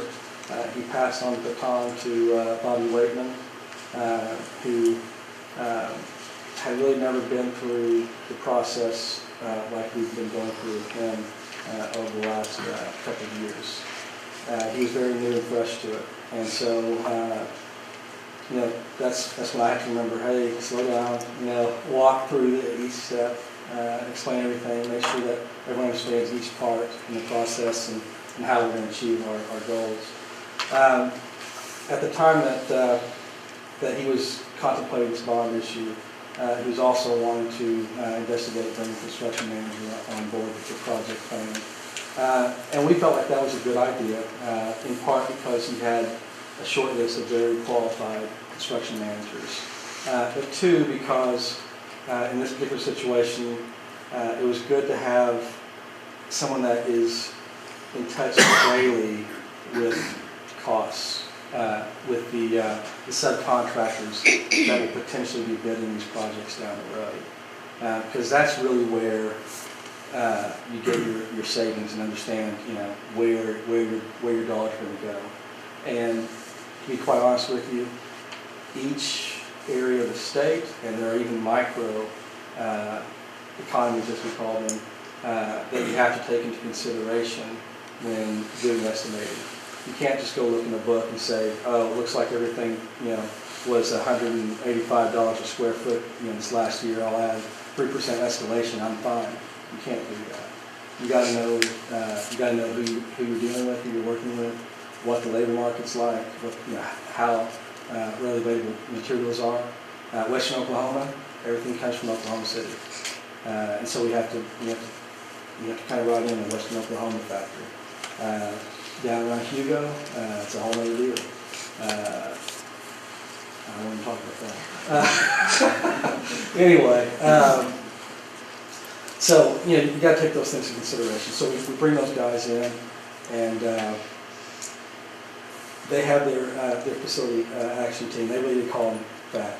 They loved it. They laughed at it. They went around. They did their tours, and we didn't go with them because we wanted them to have their own thoughts and ideas. We didn't want to infiltrate or, you know, drop seeds or like that. That's not our job. They went through, they did their assessment, brought their report together. We didn't look at their report at first. We went and did our assessment and had our conversations with different programs and with the superintendent to talk through things. And then we brought it all together and started to line up, once again, what their recommendations were versus what we saw as far as needs went in conjunction with the population of students coming through. Now, here's what's interesting about this process is that at first everybody was gung-ho on, we're going to add 4 classrooms to this grade school, we're going to add 4 over here, this will be a safe room, that'll be a safe room, we're going to add an auditorium and a band building for the high school, put a practice field over here. You know, all these things were laid out. Everybody was, you know, ready to roll down that path. But there was one little hiccup, and that was, one, they needed to acquire some additional land, which they felt like they could probably do fairly easily. Two, they realized that if we went down this path, we were only going to fix their current immediate needs, and maybe get them 5, 7, possibly 10 years down the road. And everybody was keenly aware of that. Well, they went ahead and started the negotiations or discussions on the land. But in the meantime, we went ahead and took a look at what if we changed the length of the bond issue and went a totally different route and brought all of their different programs for their high school all together. I failed to mention that they were busing kids all over town for their programs, whether it's ag, baseball, you know, going from the high school to the football stadium. I could just go on and on. There's kids running everywhere, and not a good situation. They were losing good teaching time, basically, because they had to have extended times between classes. So anyway, we said, let's take a look at a brand new high school, something that will take you, 15, 20 years down the road, because they're about to blow up out there. Mustang is already at capacity, and Tuttle's the next Mustang. So I said, okay, let's take a look at that. And sure enough, the numbers played out, and they were better off going ahead and building a brand new high school. Now that's Tuttle. That's what they did. Our first scheme was a single-story high school across a very large site. But once again, talking about the future, what's going to happen, he said, maybe it's better to go with a 2-story in this case. Because if you are going to have that kind of growth, that rapid growth, you need to have that additional space, not just for your buildings, but also for the parking and your athletic facilities that are going to expand, your ag program that's going to expand, all those things. And so we worked through a master plan for the entire campus, and that's what they're going to be using going forward. And through that, we said, now let's capture your old high school, let's move your middle school up there, because those classrooms fit what they need. Their cafeteria fits what they need. We're going to do some upgrades there, but we're going to get them there. So we're going to shift some of the grades around through the various grade schools, and they're set, and they're good to go. They'll have a couple of bonds that'll roll off, from time to time, and they'll be able to do some upgrades in each one of those schools and keep them going. So that was their plan. It didn't start off that way. That's where we ended. And we ended there together. We went through the right steps of analyzing what their needs were, what the budget was, what could they afford, what could they support, and that was their solution. So, again, if you look at that next page, there's a couple of renderings right there. You can see the interior. That's their commons area that they'll be building. And right there as the focus is their media center. Understanding the importance of reading and research is very important. I think we shied away from that for a while, understanding that how important that is. The other thing that's very important that we've been seeing currently in education is collaboration. Now, it just so happens that's what we love to do, but that is a major push right now in education is team projects and collaboration and research and work. And we see it from all the way from the lower grades all the way up through high school and on into college. That is the major focus. So we create spaces that allow for that, whether it's collaborative teaching or collaborative projects or collaborative learning. There's all types of levels of collaboration that you can incorporate. The neat thing about that bond issue passed at 82%, at 34.7 million. Biggest bond issue they've ever passed. And a pretty nice rating. But feel free to call Bobby. He's a nice guy, very approachable. Ask him questions. He'll tell you what warts we have, and he'll tell you what we're good at. So feel free to give him a call. This is a neat one right here. Ardmore. And Ardmore is this young man's hometown. This is where he's from. This project was very important to him. This particular school district had failed the previous 4 bond issues. It was rough. It was a city divided. No one was sure what the direction was, how to go forward. We were blessed to be hired by that school district to work on the next bond issue and help them find a direction. Again, what was important there was involvement in the community and the teachers and the faculty. Everyone that wanted to be a part of it, all the stakeholders were brought to the table and all their ideas put out there and evaluated. We attended numerous. How many meetings did you go to? Community meetings. I think that's one of the things that's kind of unique about that situation and very similar in some ways to where you guys are at. It was a very personal project. And any of you that are from Seminole, you spent your life here, you know what it's like to step back in your old school and I can still walk in and see where I sat my first grade desk. I mean, it brings back things. So you do have more of an attachment. You're closer to those projects. One of the things that resulted in the 4 bond issues failing was there was never a connection between the administration, the community, the end users, the parents. I mean, they never found a way to get everybody at the table together, in an effort to agree or to be in support of something. I mean, it really was a city divided. I mean, that's a good way to put it. There were some things done by the administration because they didn't have a choice to go ahead and see to some of these projects through, knowing that they didn't have the support they needed, but things had to continue to progress. So this first round of this bond issue was primarily just catch-up. I mean, they were 10 years behind, just in classroom space in some elementary schools, endless roofing projects. The one that you see, this Lincoln Elementary, I'm not taking the stage from you, James, but this is... just as well as I do. This was a situation where, you can't see on this aerial, but where this playground is shown right now, there's still an existing elementary school. That was, I'm trying to remember when it was built, back in, I want to say the 40s. I mean, it's a very, very old building. And that was one of the things that they were kind of weighing. This is a very historic building.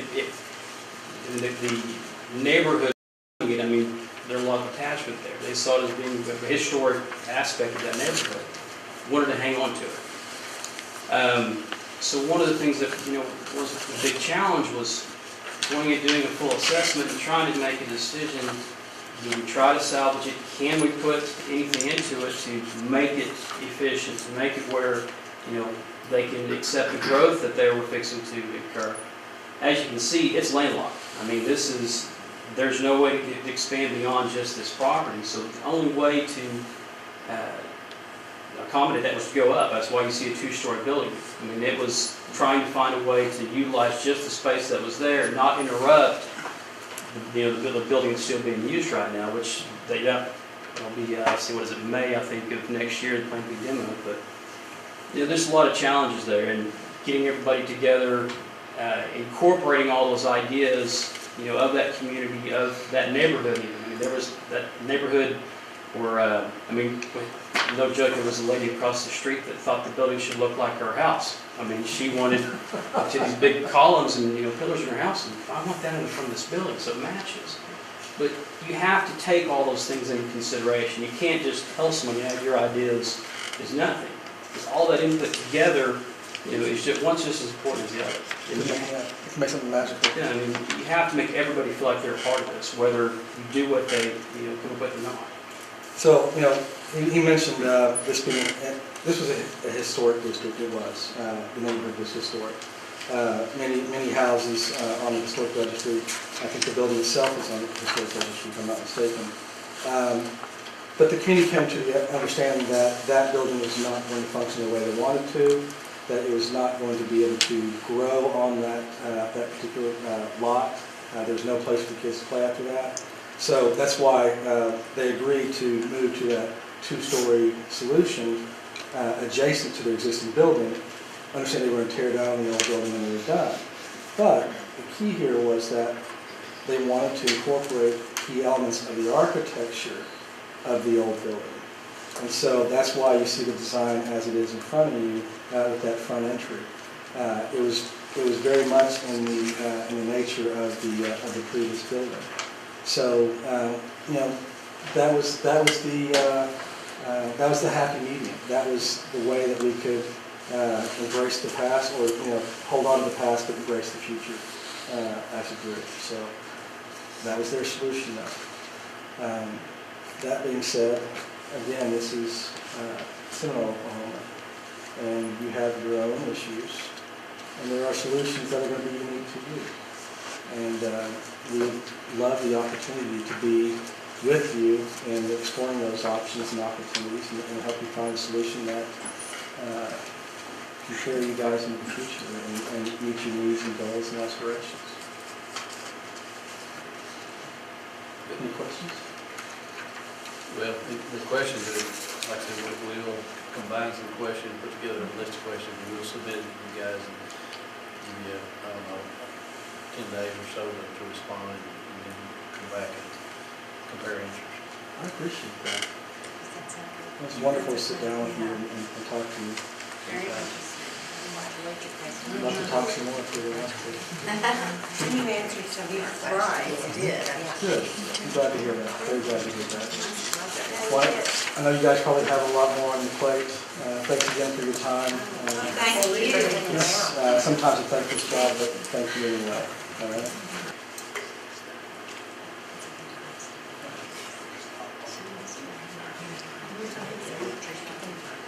We need the rain though.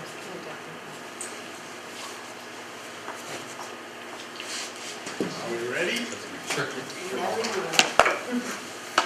Well, thank you very much for inviting us. This is a very exciting night. It's the first step towards new high school that will serve the community of Seminole for generations to come. It's a big time, and selecting the right architect is a very important first step. It's important that you select an architect that realizes that this project is about you. It's not about the architect. It's about what your dreams are for the facility.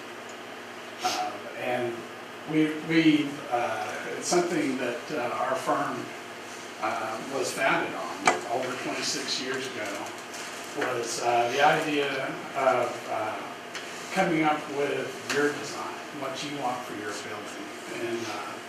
And we've it's really resonated with our clients. We've grown to one of the largest A&E firms in the state of Oklahoma. We have over 50 employees, architects, interior designers, structural engineers, and civil engineers. I think a lot of that is all the repeat business we've done because we've listened to our clients. We've done over 50 projects for Tulsa Public Schools over a 15-year period, and I guarantee on every one of those, we had to meet the budget, we had to meet the schedule. They have every school we work on. You have a start date, and the students are going to show up, and the school's got to be open. I think the fact that we've been able to work with them more than any other architect in Tulsa shows a lot about. We've worked with them on, we're working on our fourth bond issue.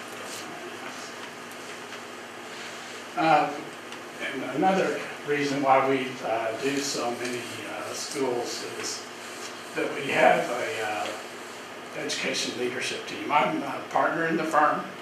I'm Pat Keith.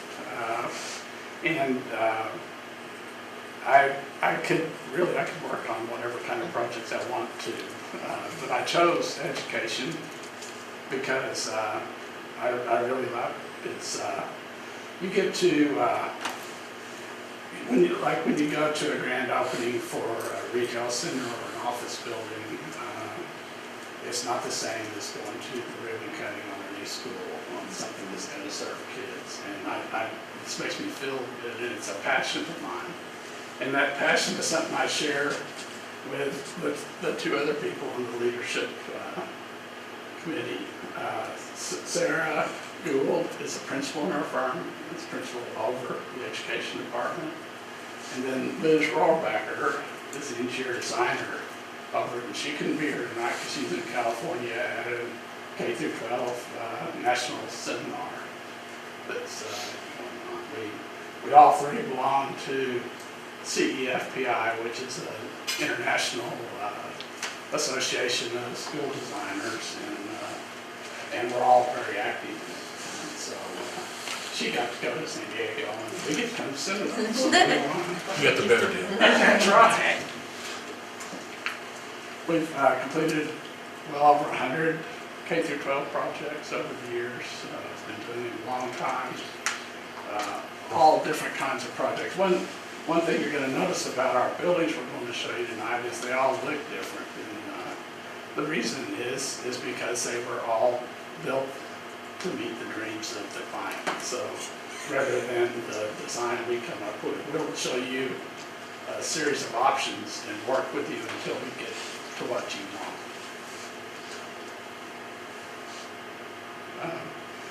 This is just showing some of the projects we've worked on. We did the EduCares and 3 different EduCares in Tulsa. We've just finished a bond issue with Broken Arrow Schools and getting ready to start on another bond issue with them.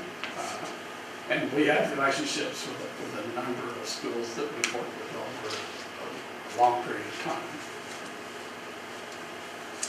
So one of the important parts of working with school districts is working with you even before the project is really officially underway, and that's in the preparation for the bond and kind of figuring out how to organize the thoughts and dreams and desires of the community and get that all together in a cohesive package that can really get all the rest of the public on board with what you're trying to do as a school board.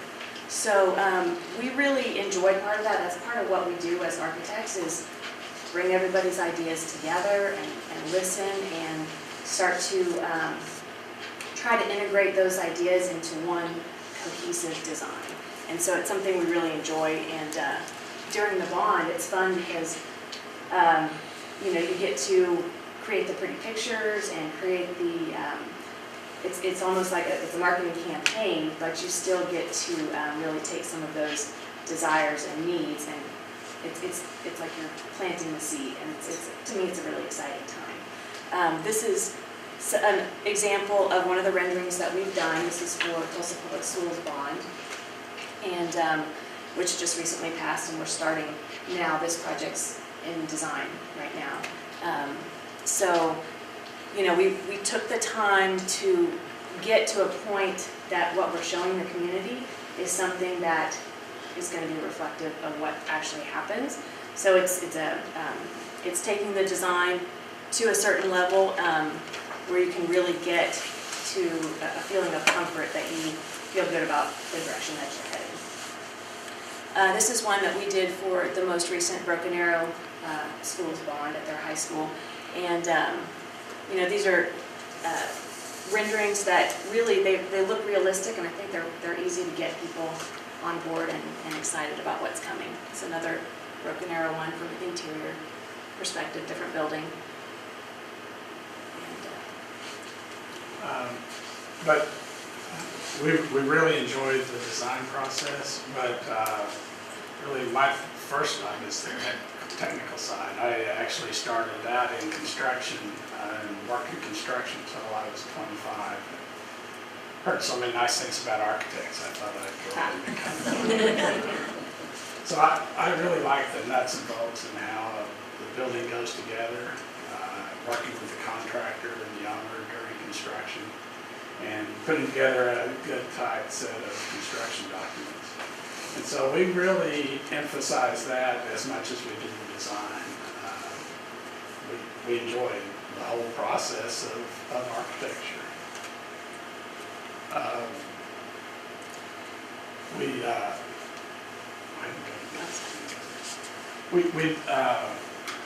I mentioned we've worked through several bonds, like 4 bonds with TPS, 2 bonds with Sand Springs, 3 with Jinx, and 2 with Broken Arrow. And they wouldn't be rehiring us if we didn't pay attention to the budget and the schedule. We worked very hard throughout the process. A big part of meeting your budget and meeting your time is managing the project correctly. And that means during the design phase, you want to start off by dreaming the dream and what everybody would like out of the project, because you want to get that out there. But then you have to very quickly come back to, this is how much money we have, so we've got to make some decisions and work through the decisions with everyone. So you have to really manage that from start to finish as far as making sure you're designing to the budget. And likewise, we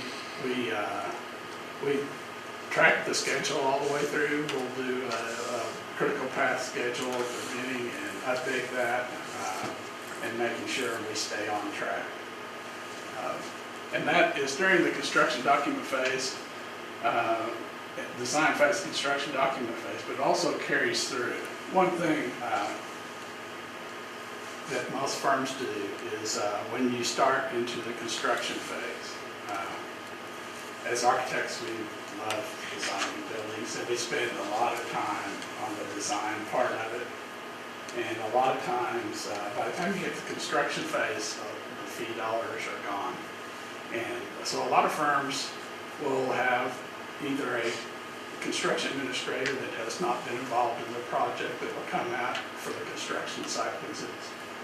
Or they'll have one of the junior architects that was working on the project throughout come and represent you during the construction meetings. We don't do that. In our firm, the partners are working, and principals are working, partners and principals. You'll see Sarah and I throughout the project, and Ms. We will be at the programming meetings, the design meetings. We will also be there at the construction meetings. At the end of construction documents, we will have a 100% quality review. And I will take the set of documents, and as someone who has been involved throughout the process, and I'll go into one of our conference rooms and sit down and redline those drawings for a day or two. The next conference room over, whoever is going to be a construction administration person in our office will be doing the same thing, but they'll be doing it as someone that hasn't ever seen the drawings before. Like they weren't involved in the design. So they're going to be reviewing those documents based just on the information contained in those drawings, which is the same way the contractor's bidding their project is going to be looking at. So they're going to be able to see the holes in the documents and what's not clear in the documents. They also, as someone who's out in the field every day, knows very up to date on all the different things that go into the building and the constructability issues. We'll be looking for those too. And then that also gets them up to speed on the project. And so as we go into construction, as I said, Sarah and I will be at the weekly construction meetings with the construction administration person also. So we actually add people during the construction phase.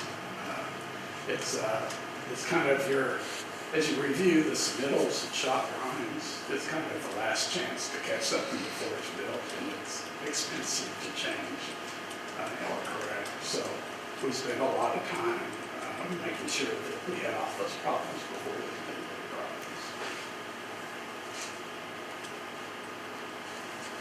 This is one of the projects we did for Sand Springs School. This was a new campus on a raw piece of land, very pretty site, is up in the hills. On this project, like a lot of the projects we work on, we started off working with the principal, several of the teachers that were selected, and the superintendent. And we started off by going and touring other schools and seeing what we liked, what they liked, what they didn't like.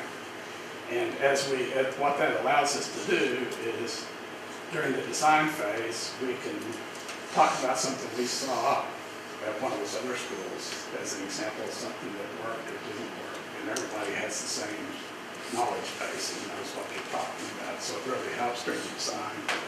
We tied, since this was set in a natural setting, we used natural stone and really tied it to the side.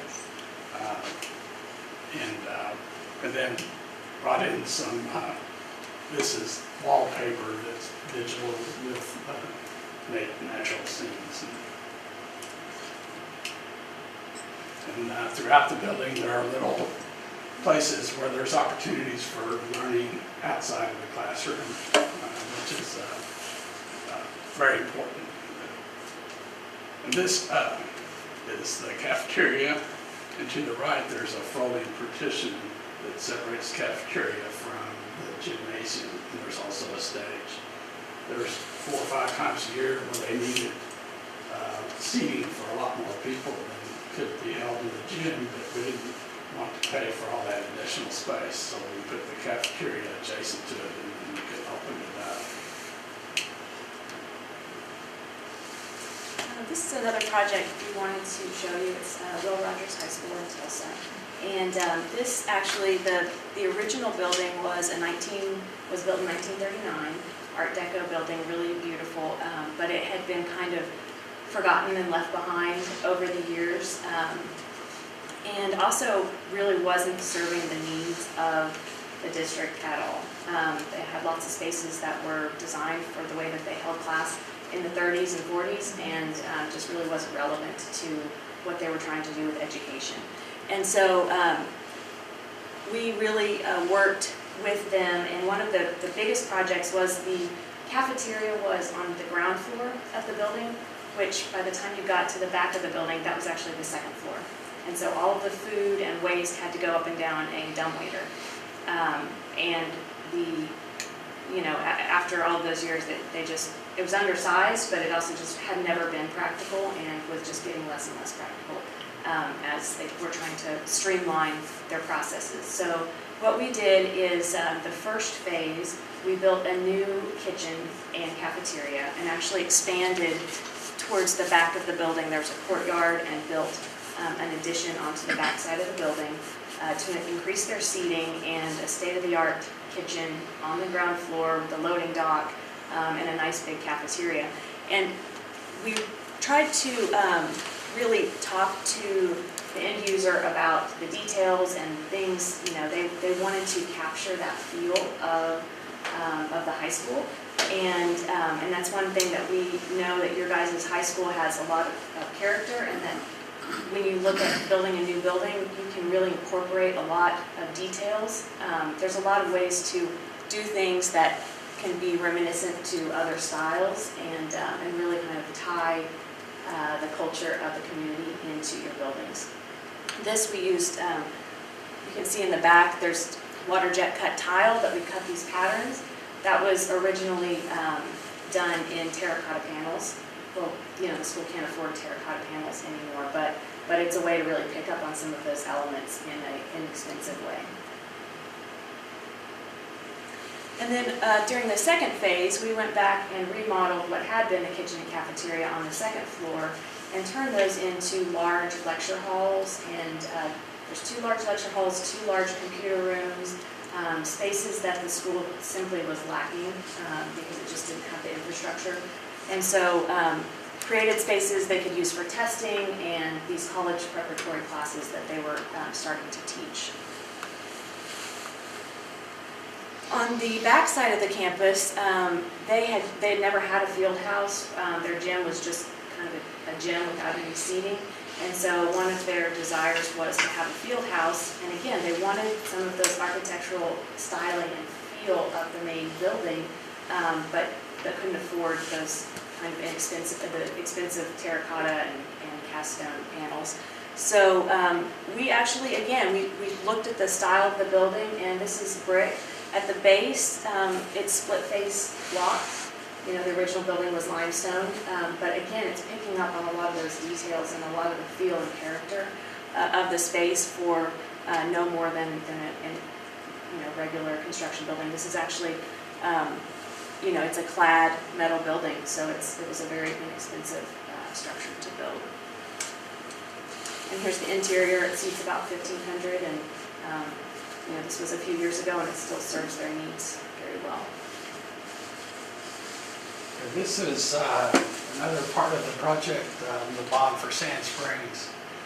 One thing we were able to do, we did the whole bond, and they were working with the construction manager, and that we worked with a lot. And one of the things we did was they had 4 projects, and we actually, Sarah and I and Liz headed up all 4. Excuse me. But we had separate project architects on each one, and we did them simultaneously. And so we bid all 4 projects over a 2-month period. And what that did was it shortened the amount of time that the construction manager was billing the general conditions part of their contract. And it ended up, the projects came in $2 million under budget. And so we were able to actually do some additional work. This was at Charles Page High School. We did a lot of different projects. As part of that, we renovated part of the school, the high school, and put in a fire sprinkler system throughout, and remodeled some existing rooms into chemistry labs. And then we built a new fine arts building for the band and music program, and it also accommodated a multi-purpose room for the board meetings and things, and then redid their field house. Okay. This is the band and choir building. And this is the multi-purpose room on the 2nd floor that looks out on the football field. And this was the new entry lobby for the field house, and then we remodeled all the spaces inside the field house.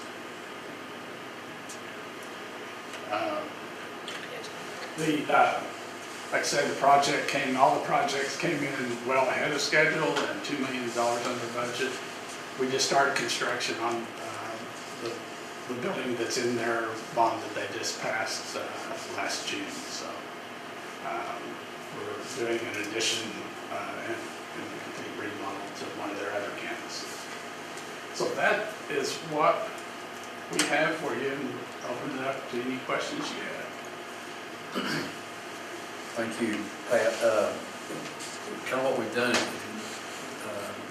instead of us asking questions, the board, after all these presentations, they're going to come up with a list of questions, and then we'll submit those to you, and you can. Okay, that sounds great. 10 days or so to do that. Okay. And get back with you, but I'll get those out to you probably within a week. All right. Look forward to hearing back from you. Okay. Well, we really appreciate the opportunity, and we would be so excited to work with you guys. So, That's a great presentation. We'll write your passports. That's an amazing thing.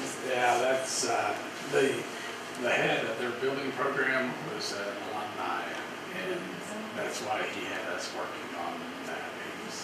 The building is on the national register. It's a pretty amazing building.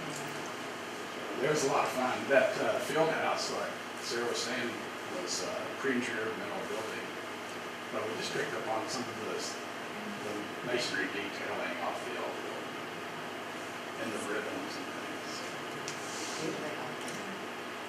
All right, okay. Well, that was very important. Stonebridge Group is a commercial construction consulting firm. And basically what we do is work with owners who are going to do commercial construction projects. And sometimes they've already selected an architect, sometimes they've already selected a contractor.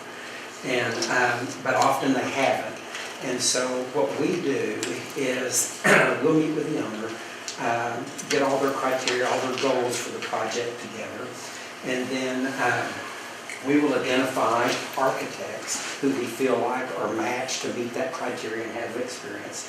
We typically send out an RFP at that point, and then once we get the RFPs back, we'll put a comparison matrix together for the owner to look at and how we analyze the different firms. And then we assist the owner and manage the design throughout the design project on their behalf. And then when it comes time to look at the construction piece of that, we also can sit down with the owner and discuss the various options for construction delivery methods. And some owners like to do the negotiated CN process, some owners like to do competitive bid, and we can go through all those processes. And then there again, oftentimes, we send out an RFP to contractors, we get all of the proposals back, again, sit down and put a cost matrix together, and then show the owner the analysis of if you're building, let's say, a $20 million project, here's what it'll cost you to use firm A, here's what it'll cost you to use firm B, here's what it'll cost you to use firm C. And so basically, 100% of our business is representing owners. We're not affiliated with any architects, we're not really affiliated with any contractors. KKT, who was just here, we do a lot of work with them. We're doing the new corporate headquarters for Unit Corporation in Tulsa, which is a $50 million project. And then we're working with them on the Children's Center Hospital in Bethany, Oklahoma, on a $30 million expansion over there. So we work with a lot of different architects, a lot of different contractors, and we basically just help the owner understand the design process and the construction process. A lot of times, an architect is pure of heart in their recommendations and their ideas of what the owner wants to achieve, but it may not be in the best interest of the owner. It may not be the most economical way to achieve what the owner wants. And so we're there to kind of be involved in the design process, and if we see things getting off track, go back and advise the owner of what we feel like the potential issues are and what the cost ramifications for that might be. And then the same thing, my background is in construction. I graduated with a degree in building design and construction, and owned a couple of construction companies in Tulsa for 20-some years, and sold those companies and had the opportunity to sell those companies in the 90s, and then took a few years off and worked on investments. And in 2002, I had the opportunity to purchase Stonebridge, and most of the group in Stonebridge has a construction background, and which is a little bit different. Some of the other firms that do owner representation and program management have architectural background. And when you look at a typical construction project, the design piece is typically 5 to 7% of the cost of the entire project, while the construction represents 90% of the cost of the project. And so we're there to see that the owner gets the best investment for their dollars and that they meet all their goals. And we do a lot of school projects. We did the 2008 Jinx Bond project, and we managed, they did a $150 million bond, and we managed all those projects for the Jinx School District. And then they asked us, they passed another $108 million bond election in 2015 for the Jinx School District, and we're managing that. The largest of that project is a $40 million elementary school that has just finished design and is just getting bid. And so that came in under budget. But basically 100% of, as I said before, what we do is represent the owner. So it's a little bit different approach. Oftentimes we get involved in projects when they're in trouble. And the first project we ever did, as an example for Cancer Treatment Centers of America, they were building a new hospital in Tulsa, and they'd hired one architect, couldn't see eye to eye with them, and so they fired that architect. They hired another architect, went out and hired a construction manager, and nobody could agree on a budget, nobody could agree on a schedule, and they were having lots of disagreements. And so they got us involved. We were able to come in and meet with the owner and get all the parties to sit down and build a new hospital and get it done on schedule and under budget. And based on our success there, they asked us to do a hospital for them in Philadelphia. We did a new hospital for them in Phoenix and finished a new one in Atlanta a couple of years ago, and we did a $50 million addition on the hospital in Atlanta last year. We're doing another $50 million addition this year. And so we have a number of clients. We do a lot of work for the George Kaiser Family Foundation in Tulsa. We've done their Educare projects for them in Tulsa, and KKT, who was just here, has done those also. We've done a number of the historic National Register projects down in the Bray Yards District in Tulsa for the Kaiser Foundation. And we're also doing the $350 million gathering place, which is a new city park in Tulsa for the Kaiser Foundation. So a number of different clients, but it's, in all instances, we're doing the same thing as representing the owner to see that they accomplish their goals and that they get the projects done on time and in budget. So that's basically what we do. And I can, in the back of the notebook, there's a bunch of projects in there. But when you get to projects, you're going to see some photographs. But in the very back, you'll see a scope of services. And basically what we do is sit down with owners and we go through that scope of services and see if they want us to do, what of those services they want us to do. Some owners want to continue to be actively involved in a project. They want to come to all the design meetings. They want to come to all the construction meetings. Other owners just get involved up front and they say, here's our criteria. And as long as it doesn't have an effect on the budget or effect on the schedule, we're going to leave it up to you to manage it. And if you have a schedule issue or a budget issue, come and see us. And and some owners, we have a heavier involvement, like Cancer Treatment Centers, because we've done work for them for a number of years. They even have us come in and help them with the land purchase and negotiate the land purchases, and so we've done that for a few owners. And so if you look at that scope of services, it's kind of an itemization of different things that the services that we can provide. And some owners, as I said, have us provide all those services. Other owners just kind of go through that checklist and say, we need you to help us with this, this, and this. And then based on what we understand the owner needs us to do, we can give them a fee or a cost to provide those services for their project.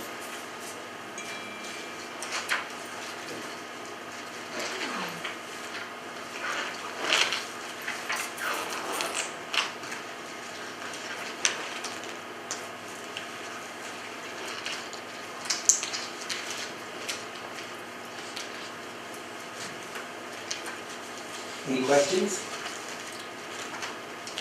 Do you want to ask Yeah, questions? I think, I mean, You did, the last sentence you just said is then you come up with a cost? Yes. Fee for the services we desire. Right. That we would like from you. Right. Okay. And basically, once we understand what you want, and some clients have us work on just an hourly basis, but once after we understand what services you want us to provide, we can come back and provide you a fee based on past history, and we can say, okay, if these are the services you want us to provide, to go from, and some owners have us, we can also manage, and for some owners we do, all of the furniture, fixtures, equipment, the design of that and the purchasing of that and the installation of that. Some owners have us do all the computers and data and all that sort of stuff.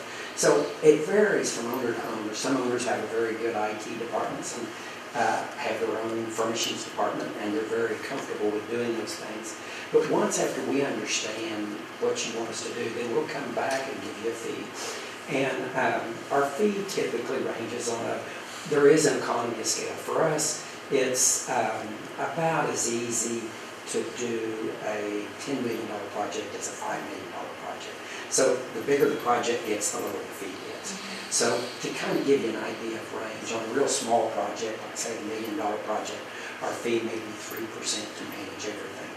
However, when you get into bigger projects like $30 million and above, often we can be at 1%. And so basically we'll manage everything on the owner's behalf for a one fee. And then we'll go through and help them analyze if they're getting the best deal for their money. As I mentioned, we do a lot of work for the Kaiser Foundation, and one of the companies that is owned by George Kaiser was a drilling company over in Oklahoma City, and we never worked for them, but George Kaiser asked me to look at a proposal that they had from a firm in Oklahoma City that did design and build. They gave them a proposal, and it was because of one of the people in their office had a connection with this architectural firm, and they'd given them a proposal, and so we went in and looked at that project, and it was their new corporate headquarters, and they received a proposal from them, and so George asked me to look at it from first the design piece, and the design fee was really high. We went back and looked at the total program fee, and we were able to reduce the cost on that project from $13 million to $10 million. And they got the exact same project that was specified with all the same criteria, exact finishes and everything for $10 million rather than $13 million. So we basically just go through and look at all of the specific details.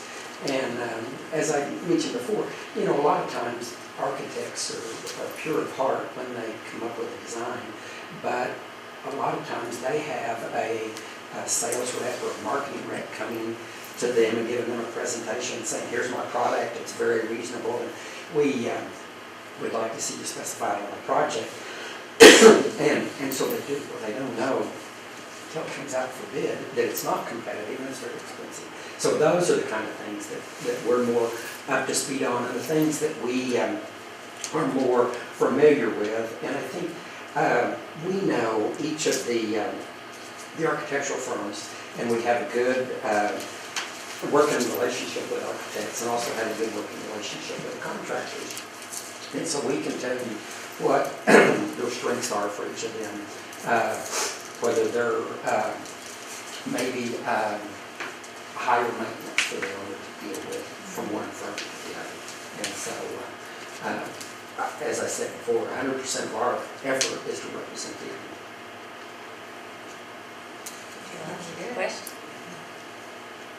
That was really interesting. Yeah, thank you. And I will spend more time Sure. looking through this. Yes. Okay, Thank you for trailing in. Well, you're welcome. Yes. Let me know if you've got any questions, and if you've got any questions on any of the projects, just let me know and we can provide references. I'd be happy to do so. Thank you. Yes, Very thank nice. you. You know, now everybody can look at me like, come on, Amy, you can't read that, just overlook that. You can't read it for contact and not start twitching when you see that it's, so I want to red pen it and get it right. Didn't you say this was correct? He was involved with each project. No, that's not right. Oh, I thought, I misunderstood you. Say it's the same superintendent for both projects. Yeah. They just copy paste. Yeah. They read what they read. Yeah. So, He's not the superintendent. did you hear something from these guys? As far as I knew, they were gonna be here. No message left on. Okay. Oops. Yep. Okay. All right. Well, now we are down to item number 6, discussion of possible action to change the date of the November 12th, 2015. Just, And this, should we get our questions to you? What do you want to do about the questions Well, before we leave now? I've got the questions that, I received questions, I've got 12 questions. the ones we saw. The ones I sent you today. If you still want those, I'll include those, or if you want to, whatever, if you've got more you need, And none of them answered I didn't ask any questions, so none of them answered really fee schedule. Right. That's the biggest thing that's hanging over it. How do you deal with fees and how do you charge? And what is the Well, method you charge for fees? I'll have questions You now change that the we're. word. I'll send you, I'll send Okay. you something like that. I'll try to write down. But just, like I said, look over the question, because I took everything that was submitted to me, and it's verbatim. I just changed the numbers on them, and if you want to continue with those, I'll send those, and if you got any additional ones, you let me know what you want to do. And I'll get them out to them. By like first of next week? or Yeah, something? first of next week, probably can't get them out tomorrow, but the first of next week, and then by the end of the following week, they should have a response back to us. Okay. I'm gonna need a couple of days probably to sit down. Right. and discuss But if I this. get them out by Monday, they'll get them Tuesday, Wednesday, then by Friday of next week, that should be the answer. Okay. Okay with everybody? Yep. Long ways down there, isn't it? Okay, are we ready? Item number 6? Okay, item number 6, discussion and possible action to change the date of the November 12th, 2015 regular board meeting. And this was my requested item, and it's not, I can be there the night of the 12th if it's not doable. I know we have payroll that comes out on the 15th. It'll be the 13th this month. It'll be the 13th this month, so that's the latest. We would have to go earlier, and then if you go too early, you've got bills with the 10th. So it may not work with central office people. Mr. Weldon, do you? Well, I mean, we've talked about it.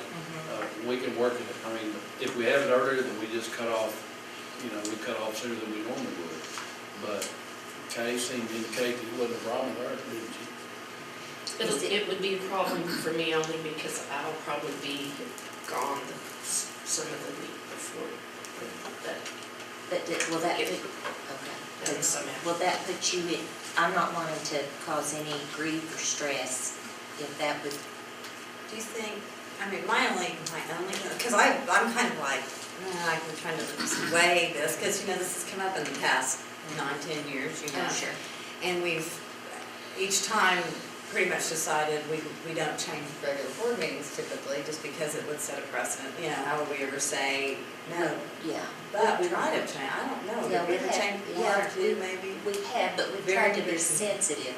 Yeah, very selective, so, and this, and I think you said someone wasn't gonna be here. I won't be here the Oh, 12th. you won't be here the 12th I'm either. I'm leaving town the 12th. Oh, okay. Well, And I had said, I'd made a commitment, for that evening. but I don't think, I think I could be here for most of the meeting at 6. I don't know, with Wednesday night activities, would that be too? I have to go for Wednesday's practice. Veterans Day. Yeah, with the handbells with the holidays. I can do the 9th or 10th, but if y'all don't want to move it, fine too. And On on just this, the end of the week and the weekend. were you put an agenda item already on that? No, okay.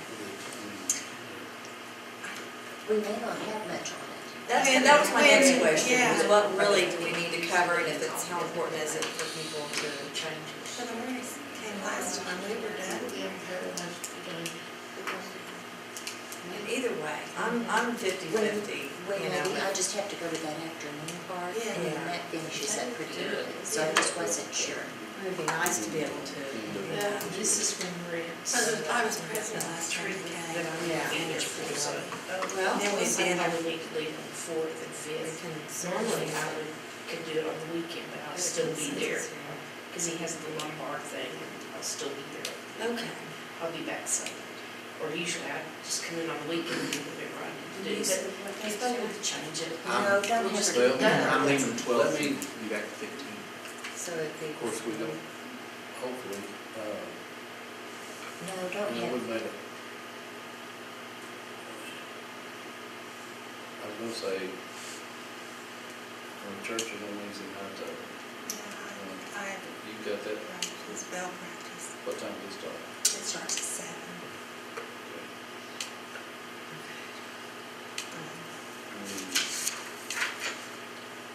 And you said, what'd you say for Wednesday night? Oh, it's Veterans Day. If Could we do it at 5, make it that problem for you? I'll be all right. Got a month's notice, I'll be all right. Or, 4:30 or something? Talking about on Wednesday? Yeah, 12th? No. No, on the 11th. Is that what If you're we talking could do it about? on the Tuesday, at least I could be back a full day. Yeah, I can't do it on Tuesday. Oh, you can't do it on And Tuesday? the agenda would have to be posted. Posting agenda is not gonna be a problem. Getting the payroll done in time, postage yeah. is the problem. Gotcha. And she's gotta be out of town for So Oh, yeah. 16, 17? We need to do it before payday. Payday's on the 13th. Could we do it, could we do What it about the- early time on Wednesday? Or would that be too close, Kay? I'm free Wednesday, but I Just know. do it on Monday, and The 9th? I mean, we'll just have to get all subs and all the Well, paper time sheets, we'll just have to. Someone said it could be the 10th. I can't. Okay. That's the thing that was, Well, I mean, it's early Wednesday, right? Probably, is that a problem? I just need to be there That's fine. at Fine. 7. I mean, I need to be there by 7. Right. What's on the agenda next time? Not much. I don't think There's not much regular business, Yeah. just approving like the dropout report, Yeah. simple filter, Go back just Yeah, I think it can be done unless Yeah, something hour and a crops half. up between now and unless we then. add a bunch of stuff An hour. to it. Okay. We don't need At it. the last meeting, we would have been here a lot earlier than that if I hadn't, the book we had, did the budget presentation. Sure. So it's not a long unless somebody puts something on the No, agenda. it's They're very, not expecting. there's not much to it, it's months, like we've already looked Then at. that's, then, We could do it. There's one thing on there that I know of. On the agenda. The best, I don't know about that, yeah. I'd say then let's leave That it, won't take long. we can leave it on the 12th then. That's, Well, either For way, Jack I not mean, to be I'm, here. do you want? Okay. I'll be here when Do it's. we have a motion? I can't If decide. we need to do it on the 9th, we'll just do it on, we'll do it on, I'll just have to tell people you gotta, we have to enforce the deadlines about turning stuff in. We're usually kind of lax and try to get people paid. Is it doable to do it on the night? You do it Wednesday at 5, I can be here. Is that? Sure, before we go What to day? 6, 7, 8. Wednesday. could you be ready by Wednesday at 5? Oh, next Wednesday? Sure. Like next, Like the not 11th. You mean the 11th, the day Right. before? Yeah. Tuesday, 11th. Right. should be back on the. I don't have Monday, anything. Tuesday. I'm not planning to put anything on the agenda. I would be expecting it to be, the only benefit to moving it up a night for a short meeting would just, it would allow everybody to be there, but it doesn't. Well, I mean, we'll work it however. Mickey, you can be here by 5, you think? I'll be here. As ready to long go. as I we- got a month notice, I got plenty of time. As long as we can get finished. I didn't anticipate. Time-wise, we're all right, because all we got to give is a 10-day notice. Okay. Yeah, as far as, Okay, well, let's, I would make a motion then, if that, I mean, if that's okay with everybody to, but I'll make a motion that we change the date of the regular board meeting from November 12th to November 11th at 5 PM At the Seminole. at the middle school, yes. I'll second that. Roll call, please. Kay Levy, Yes. Jack Cadenhead, Yes. Amy Cole Closure, Yes. Buddy Willis. Yes. Mickey Upton. Yes. Okay, item number 7, discussion and possible action for selecting a date for whole board training. And Mr. Weldon